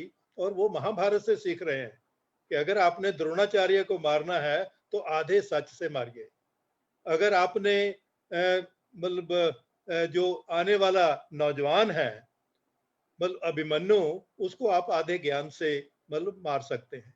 तो इसलिए ये जो नीति है, और इसके बाद जो वर्ल्ड बैंक का इसके पीछे है, क्योंकि इससे पहले थोड़ी देर पहले ही हम स्टार्स में चर्चा कर रहे थे और उन्होंने कहा था कि कुछ पैसा हम आपको उधार दे रहे हैं, आप स्टार्स मतलब जो प्रोजेक्ट है जिसमें एलिमेंट्री एजुकेशन को प्राइवेटाइज करने का पूरा प्राविधान है, और उसकी जो इंचार्ज है वर्ल्ड बैंक की इंडिया की, मतलब वो मतलब एक ऐसी कंपनी की सीईओ है जो प्राइवेटाइजेशन के लिए मतलब अपना काम चलाते हैं।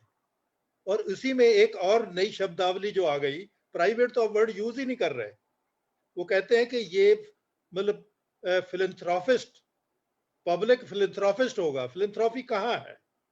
जब आप एक मतलब कारखानेदार को या एक इंडस्ट्रियलिस्ट को ये कहते हैं कि वो अपने इनकम टैक्स से काट के कुछ पैसा जो है वो इधर लगाए, तो वो फिलैंथ्रोपी कहाँ है? वो तो लोगों का पैसा है।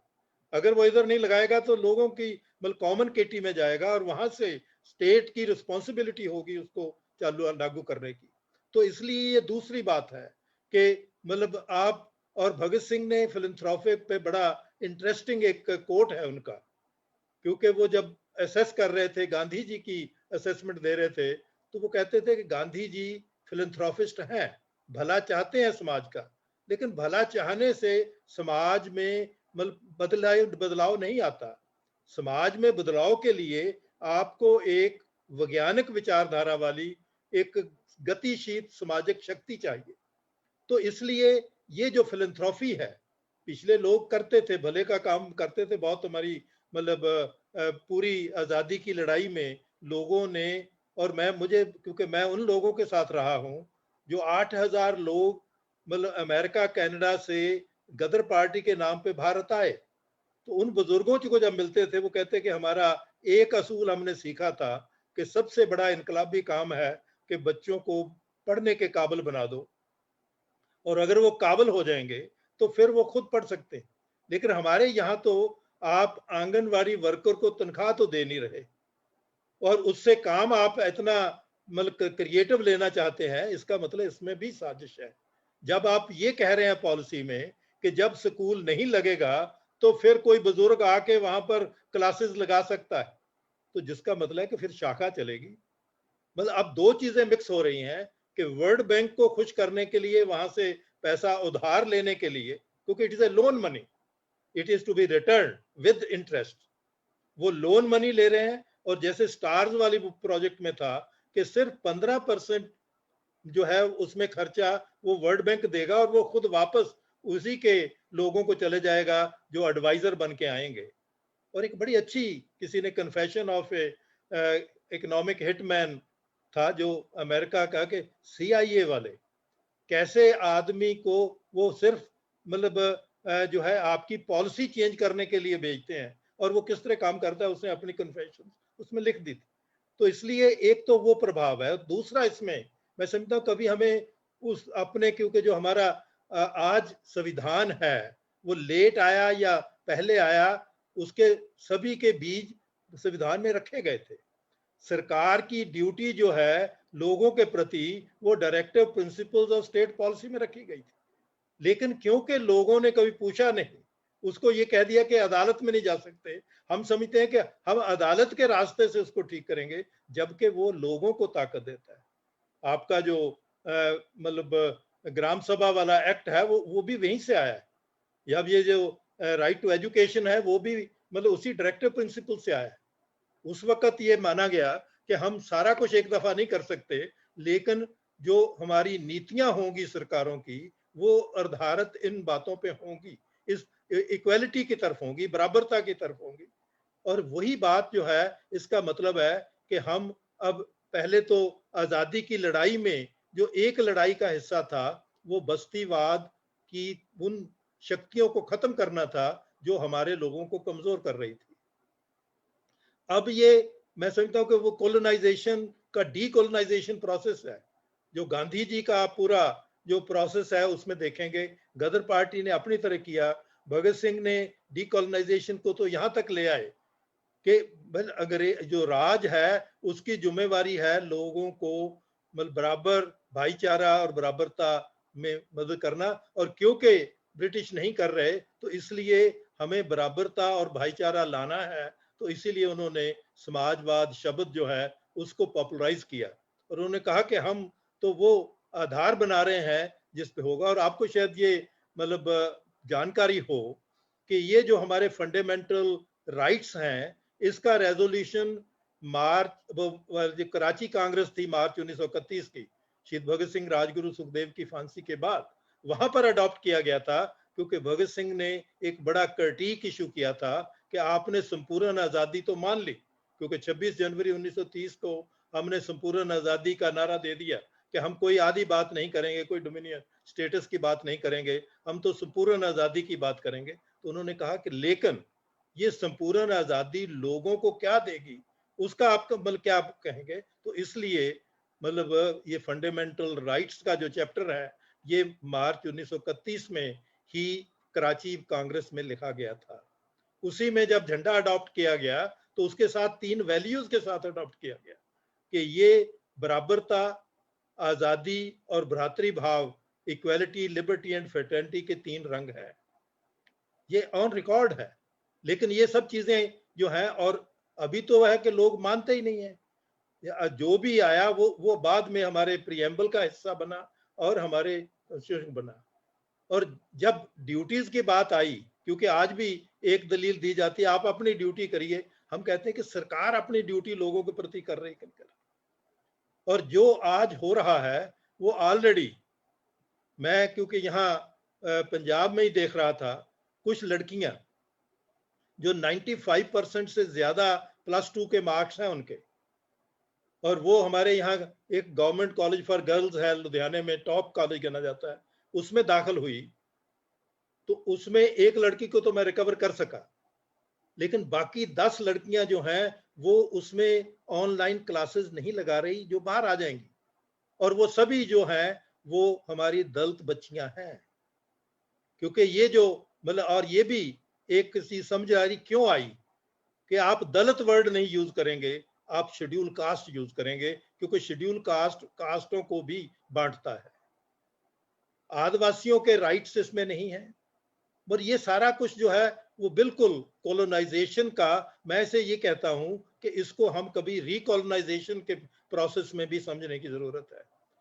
और कॉलोनाइजेशन क्या थी कि अगर वहां वाइस राय था तो उसकी जवाबदेही कम से कम इंग्लैंड में वहां जो बहस चलती थी उसको तो होती थी, लेकिन हमारे तो प्राइम मिनिस्टर साहब उस वाइस राय से कहीं ज्यादा ताकत रखते हैं। और जब वो हमें ये कह रहे हैं कि ये पॉलिसी तो ऑलरेडी लोगों की पॉलिसी है, तो हम उनको पूछते हैं कि जो लोगों ने हजारों मतलब उस पर क्रिटिक दिए थे, वो क्रिटिकों का जवाब क्या है? वो कहते हैं नहीं, हमने अपनी मर्जी से जिनको सुनना था उनको सुना और वो सब मतलब बन गए। हम कौन है? मतलब एक नीतिगत, और जैसे इसमें भी जो पहले पॉलिसी बनवाई गई वो उसको बंद ही कर दिया गया क्योंकि वो उनको सूट नहीं कर रही थी शायद। और उसके बाद आपने मेकअप करने के लिए एक बहुत बड़े साइंटिस्ट का नाम जोड़ दिया उसके साथ। अब वो साइंटिस्ट ने कितना साइंस पे काम किया। एक साइंटिस्ट थे वैसे यशपाल, जिनके साथ मुझे भी कुछ काम करने का मौका मिला। मतलब वो एक फिलोसोफर थे, वो साइंस से उन्होंने फिलोसफी तक और भारत के भविष्य को क्या देखना है। और ये इसी पे एक बहुत इंटरेस्टिंग बात हुई कि जब वर्ल्ड बैंक आप डॉक्यूमेंट पढ़ेंगे तो बहुत कुछ उसमें जो है वो सिर्फ वो कहते हैं कि इसलिए वो म्यूजिकल होता है, उसमें इतनी अच्छी मतलब बातें लिखी जाती हैं ताकि वो उस एक्सेप्ट करवाया जा सके। और ये भी जो है कि इसमें जो कुछ अच्छा लिखा गया है वो नीति से नहीं है, वो बदनीति से है कि लोगों को भ्रम में डाल के इसको मतलब कैसे जो है एक्सेप्ट करवाया जा सके। तो इसलिए इस मतलब नजरिए से कि हमने जब आजादी की लड़ाई लड़ी तो वो लगातार डीकोलोनाइजेशन की लड़ाई भी थी। मतलब एक कदम के बाद कदम अगर चाहे तो हम उस पर पूरा, क्योंकि मेरा वो एक विषय रहा है जो मुझ पे आयत हो गया कि मैं उस साहित्य को समझूं ताकि मैं भगत सिंह को अच्छी तरह समझ सकूं और उसका कर सकूं। तो जब मैंने देखा कि वो लगातार एक मतलब है जहां पर एकता बन रही है। जलियांवाले बाग के पहले आप देखिए कितनी हिंदू मुस्लिम सिख एकता थी कि लोग लंगर इकट्ठा खा रहे थे, पानी इकट्ठा पी रहे थे, और उसी एकता ने अंग्रेज ऑफिसर्स को पागल कर दिया और उन्होंने इतना भयानक मतलब किया। तो आज भी, और जब ये मतलब मैं तो इसे कहता हूं कि मुझे ये लगता है कि ये पॉलिसी नहीं है, ना ये नीतिगत पॉलिसी बनाने का डॉक्यूमेंट है, ये तो उसी तरह का मैनिफेस्टो है जैसे हम पहले देख सकें। मतलब इसमें किसानों को जो हक उनसे भी छीने जा रहे हैं, आज मजदूरों को भी, कि मजदूर को निकालना जो है और उस पर कोई मतलब उनका राइट ऑफ एसोसिएशन जो हमारे ह्यूमन राइट चार्टर का पार्ट है, जिसके हम बहुत अपने आप को गिनते हैं, और उसमें शायद उस वक्त इंडियन फ्रीडम स्ट्रगल ने बहुत बड़ा हिस्सा डाला था जब यूनिवर्सल ह्यूमन चार्टर बना था। तो इसलिए ये पॉलिसी एक मतलब बदनीति की पॉलिसी है जिसमें आप लोगों को मतलब उनके हक से वंचित करेंगे। और ये खतरा इसका ये है, जैसे भगत सिंह ने कहा था कि जब समाज में तरक्की रुक जाती है तो फिर पिछाखड़ी ताकतें जो हैं वो भारू हो जाती हैं। खतरा ये होता है कि वो इंसानियत को नुकसान भी कर देती हैं। ये 1930 में वो लिख रहे थे। लेकिन उसको बदलने के लिए एक इनकलाबी जज्बा चाहिए, रेवोल्यूशनरी पैशन की जरूरत है।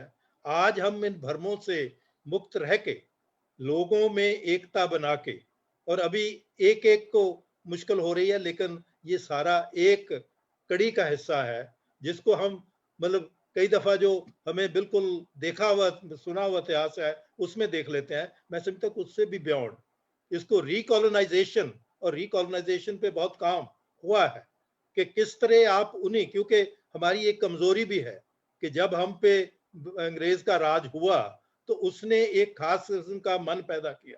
और उसके लिए बड़ी अच्छी एक किताब है कि how to use education for ruling. तो ये भी मतलब एजुकेशन जो है वो समाज को कंट्रोल करने की नजरिए से लिखी गई है। और जो आप रोज देख रहे हैं कि हर जगह पर एक ही डंडा, और ये बिल्कुल याद दिलाता है कि जब 1818 का बंगाल रेगुलेशन 3 बनाया गया था, जिसका अब अवतार जो है यूएपीए है, वो इसलिए बनाया गया था ताकि जो बड़े घराने हैं उनको व्यापार करने का और ईस्ट इंडिया कंपनी को खुला व्यापार करने का मौका मिल सके। लेकिन वो भी 40 साल बाद 1857 में आया, जब लोगों के सबके हालात बहुत ही नाजुक हो गए थे। तो इसलिए ये मतलब जो पॉलिसी है, जब हम इसको देख रहे हैं तो उसमें से हम क्या करें, मतलब वो सवाल ज्यादा बड़ा है। क्योंकि अगर हमने भविष्य संभालना है, जैसे उस वक्त था कि पैरेलल विद्या सिस्टम चलाया गया, जिसकी प्रोडक्ट नेताजी सुभाष बोस हैं, जिनको प्रेसिडेंसी कॉलेज से निकाल दिया गया था, और वो बाद में आईसीएस में उन्होंने प्रूव किया अपने, क्योंकि पिता का ये कहना था कि मुझे अपनी वर्थ प्रूव करो। भगत सिंह ने 10वीं में स्कूल छोड़ दिया, लेकिन उसने अपनी वर्थ पैदा की कि उसने बहुत पढ़ा समझा और सीधा ब्रिटिश सिस्टम को किया। गांधी जी ने मतलब जब ये आवाज दी कि आप देश के लिए ये कुछ दिन के लिए ये स्कूल कॉलेज छोड़ दीजिए, क्योंकि ये पढ़ाई आपको गुलाम बना रही है, लेकिन जब वो नहीं कामयाब हुए तो फिर नेशनल कॉलेजेस का एक दौर चला, और उसमें एक मतलब है। इसी तरह हमें भी इसका एक अल्टरनेटिव भी, कि जो कॉमन मैन तक, और उसमें वो कोऑपरेशन, और ये मतलब है कि भाईचारा, और इन्हीं शब्दों से आज उनको डर लग रहा है। कॉन्स्टिट्यूशन को ये कह के कि हमने तो वो लेट किया, अगर 75, 76, 77 के बाद हम समाजवाद और भाईचारे की बात कहे तो इसका मतलब ये नहीं है कि वो गलत हो गई। वो तो आजादी की लड़ाई का हिस्सा थी। हम लेट हुए, काफी साल बाद हमने उसको मतलब संविधानिक हिस्सा बनाया। और संविधान की इंपॉर्टेंस ये है, जो बाबा साहब अंबेडकर ने भी कही थी, कि ये एक ऑब्जेक्टिव डॉक्यूमेंट है। वो वहां से ऑब्जेक्टिविटी से देखता है, उसमें कमजोरियां हैं, हम उस कमजोरियों को बहस करके उससे आगे बढ़ने की बात है, ना कि पीछे को जाने की बात है। आज जो लोग कह रहे हैं, मतलब हमें ड्यूटी तो ये समझा रहे हैं कि आपका वैज्ञानिक दृष्टिकोण होना चाहिए, लेकिन इस विद्या में कहीं वैज्ञानिक दृष्टिकोण की बात है? बिल्कुल नहीं है। इसमें अगर आप मतलब जैसे वो कहा कि संवैधानिक जो मूल है, आधार है, मतलब उसी को आप चैलेंज कर रहे हैं। और ये कोई हम मतलब 2000 साल पुराने विचारों से तो अब फ्यूचर में नहीं जा सकते। एक तरफ आप कह रहे हैं कि 4th इंडस्ट्रियल रेवोल्यूशन आ रहा है अभी ये, और अब क्या कर रहे हैं कि हम बहुत लोगों को वंचित कर रहे हैं कि वो सोचने के काबिल बने।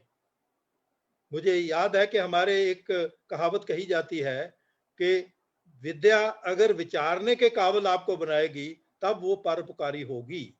तो विचारने वाली विद्या जो है उसका इसमें कोई आधार नहीं है।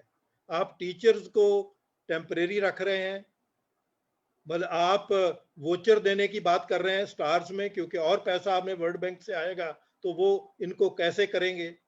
और फिर ये है कि ये डॉक्यूमेंट, और इसको बगैर किसी मतलब पब्लिक जानकारी के, कि उसका तो ट्रांसलेशन ही अवेलेबल नहीं।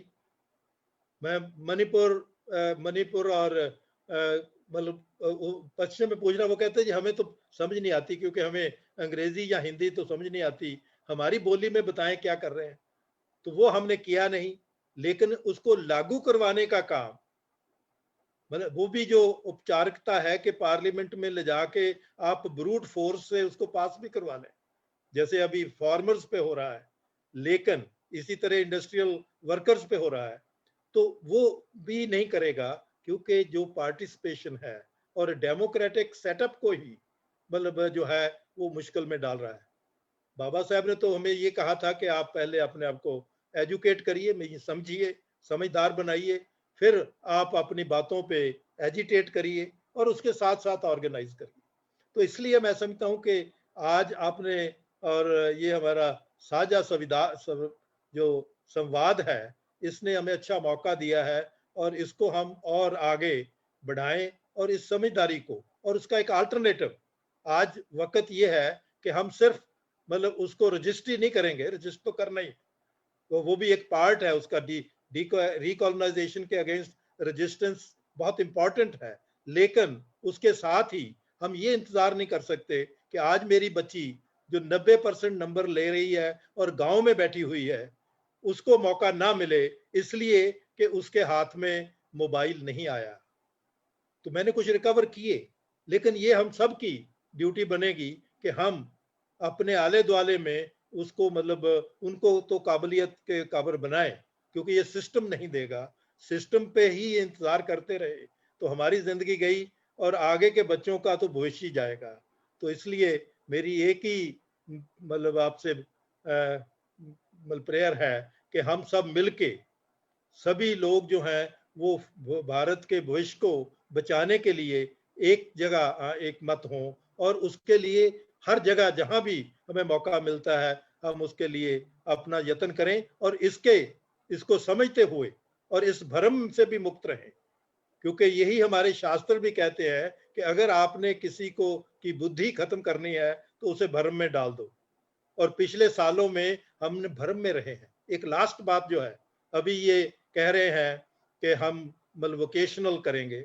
आपको याद है कि यूजीसी ने भी एक बीए वोकेशनल बनाया था, जिसमें यही था कि एक साल मतलब आदमी काम करे, दूसरे साल आए। अभी तो फीसें इतनी बढ़ जाएंगी, शायद इसी के लिए उन्होंने कहा है कि आप 3 साल की या 4 साल की फीस नहीं दे सकते, तो 1 साल की फीस दे जाइए, फिर कमाइए और अगले साल फिर आके फीस दीजिए। और वो बिल्कुल ठीक कहा मनीष जी ने कि वो सर्टिफिकेट काम कहाँ आएगा, वो आपको किसी भी काबिलियत में नहीं बनाएगा ना। वो है कि आप एक इन्फॉर्म्ड लेबर और इन्फॉर्म्ड कंज्यूमर जरूर बनेंगे। और मैं आपसे ये बात मुझे बहुत ही लगा कि जब ये हम ऑनलाइन कर रहे हैं तो मेरी ग्रैंड डॉटर ने जो मुझे मतलब एक सबक सिखाया, वो 6 साल की है, न्यूयॉर्क में है और वो उसकी ऑनलाइन क्लासें लग रही थी, लेकिन उसी ऑनलाइन में एडवर्टाइजमेंट भी आ रही थी। उसको फुसला के $400 की उससे शॉपिंग करवा ली गई। तो ये तो नहीं है कि हम मतलब ये पूरा शॉपिंग के लिए और मल्टी नेशनल्स के पैसे के लिए, और जो मेगा मतलब है, ये तो वर्ल्ड बैंक का पहले भी है कि गांव उजाड़ दो और मेगा सिटीज बनाओ, क्योंकि मेगा सिटी में मेगा लोन मिल सकते हैं हमें आपसे सीधा काम करना। और जो इंफ्रास्ट्रक्चर की बात आज हम कर रहे हैं, ये इंफ्रास्ट्रक्चर में लोगों का मतलब सोच समझ वाला बनना नहीं है, वो इंफ्रास्ट्रक्चर का पार्ट नहीं है। एजुकेशन बहुत अच्छी है, लेकिन वही स्किल डेवलपमेंट जो है, आपको पता होगा 214 में 15 में बहुत जोर शोर से स्किल डेवलपमेंट वाला किया, और उसका हाल क्या हुआ? मतलब पैसे सारे जो सेंटर के थे वो किन जेबों में गए, कितना घोटाला हुआ उसमें, और किसी भी एक व्यक्ति को भी मतलब नौकरी के काबिल नहीं बनाया गया। मुझे भी भ्रम हुआ था कि कितना अच्छा प्रोग्राम बनाया गया है कि इंडस्ट्रीज को लेके उनसे पूछा गया कि आपको किस तरह की स्किल के लोग चाहिए, तो वो स्किल हम डेवलप कराएंगे और जॉब्स आएंगी। लेकिन ना स्किल बनी, और थोड़ी देर के बाद मैंने नरेशन बदलता देखा, नहीं जी हम जॉब के लिए स्किल नहीं सिखाएंगे, हम जॉब देने वाला जो है उसको उसकी स्किल बनाएंगे। क्या खूबसूरती कि आप अपनी जिम्मेवारी से बहुत अच्छी तरह तिलक जाते हैं, उससे छूट जाते हैं।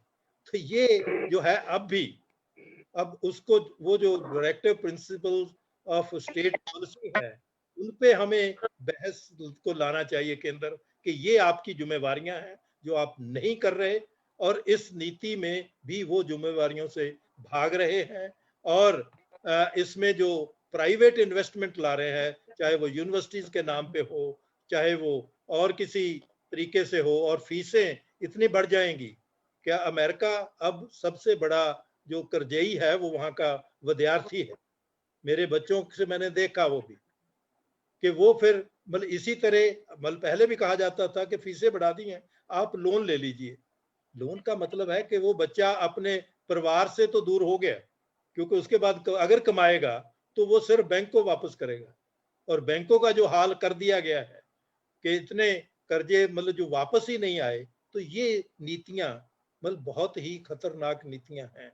तो इसलिए मैं समझता हूं कि हमें मतलब ये अच्छा संवाद है, इससे आगे पॉजिटिवली हमने कैसे चलना है वो हमारे लिए चैलेंज है, जिसको हम सब मिलके जरूर एड्रेस करें। धन्यवाद।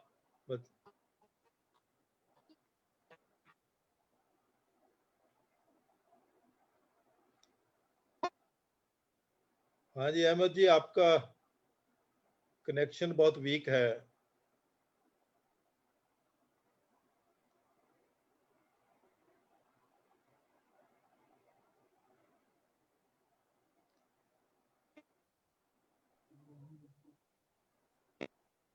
मैं इसका जवाब दे देता हूँ। ये किसी मनी जी ने पूछा है, उसका नाम है world bank strategy of education document 2020।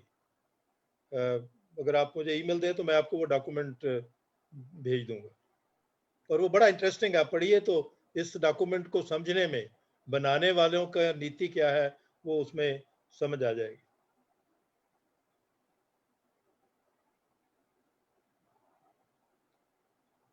हाँ जी अहमद,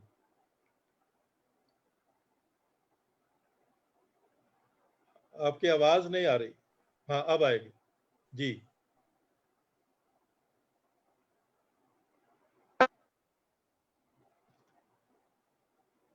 अहमद जी आपकी आवाज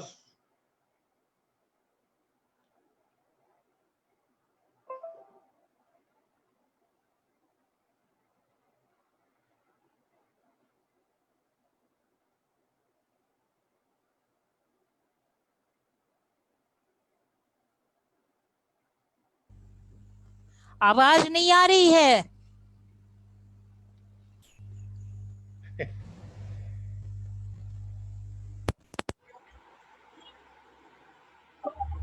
आवाज नहीं आ रही है भाई, कौन बोल रहे हैं वो भी नहीं पता चल रहा है। आवाज इमरान अहमद सर आ गए। अभी आवाज आ रही है? जी जी बोलिए। अभी आ रही आवाज? हाँ जी हाँ जी। तो मेरे ख्याल से अगर किन्हीं लेट बहुत हो चुकी है, अगर किसी को सवाल करनी है तो सवाल कर सकते हैं। सिर्फ 3 हम लोग क्वेश्चन ले सकते हैं। 3 अगर कोई हैं सज्जन, अगर सवाल कुछ करना चाहते हैं, क्योंकि ये ऑलरेडी 6 o'clock हो चुका है।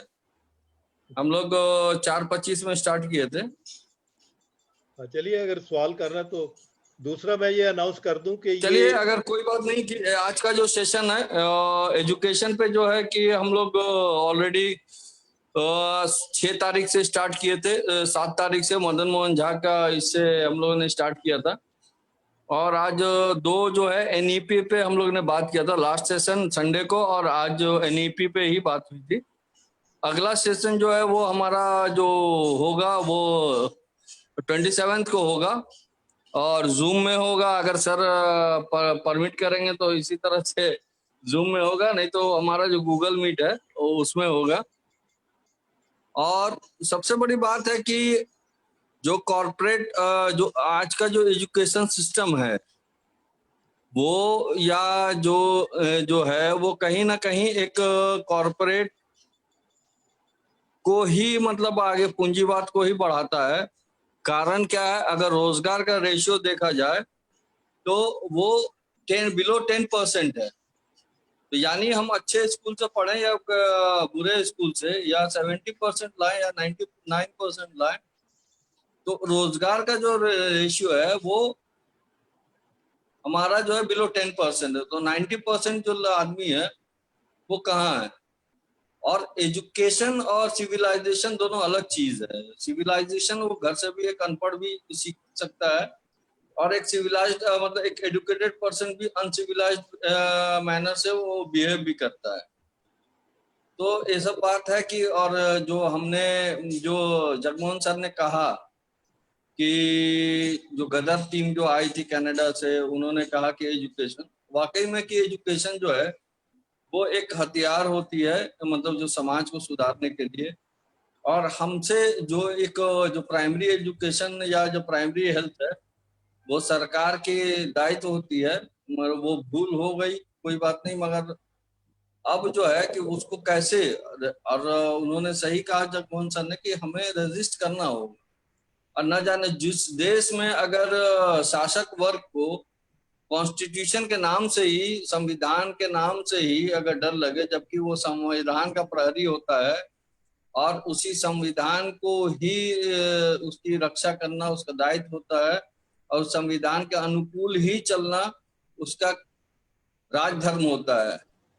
तो इन सब बातों के साथ हम मतलब यहीं पे समाप्त करते हैं। सभी वक्ताओं का धन्यवाद कि उन्होंने साझा संवाद को सपोर्ट किया, और सुनने वाले का भी शुक्रगुजार हूं कि उन्होंने अपना समय निकाल के दिया, और हमेशा उनका जो लगातार हमें सपोर्ट मिलते रहता है।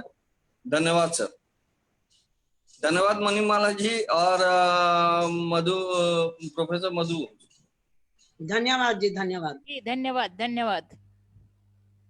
मधु जी जी। आपको सुन के बहुत अच्छा लगा। शायद पहली बार सुना आपको, लेकिन बहुत सीखने को बहुत मिला। और जगमोहन साहब आपका भी, आपके यहाँ तो मैं आने वाली हूँ।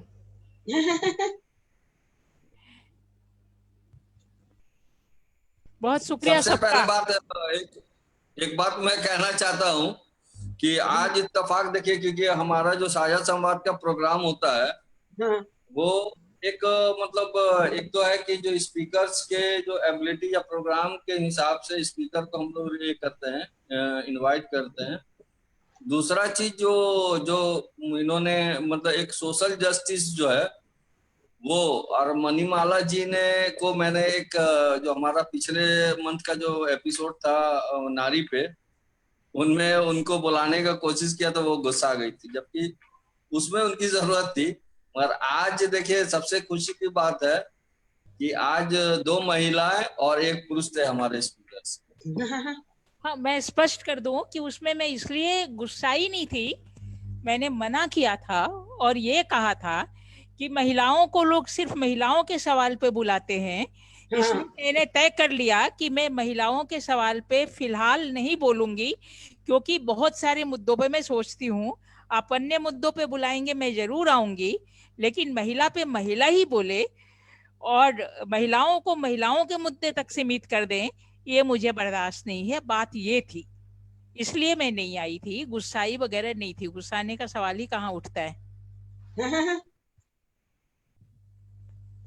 चलिए खत्म किया जाता है यहीं पे। जी जी, शुक्रिया। चलिए, शुक्रिया, थैंक्स। Thank you.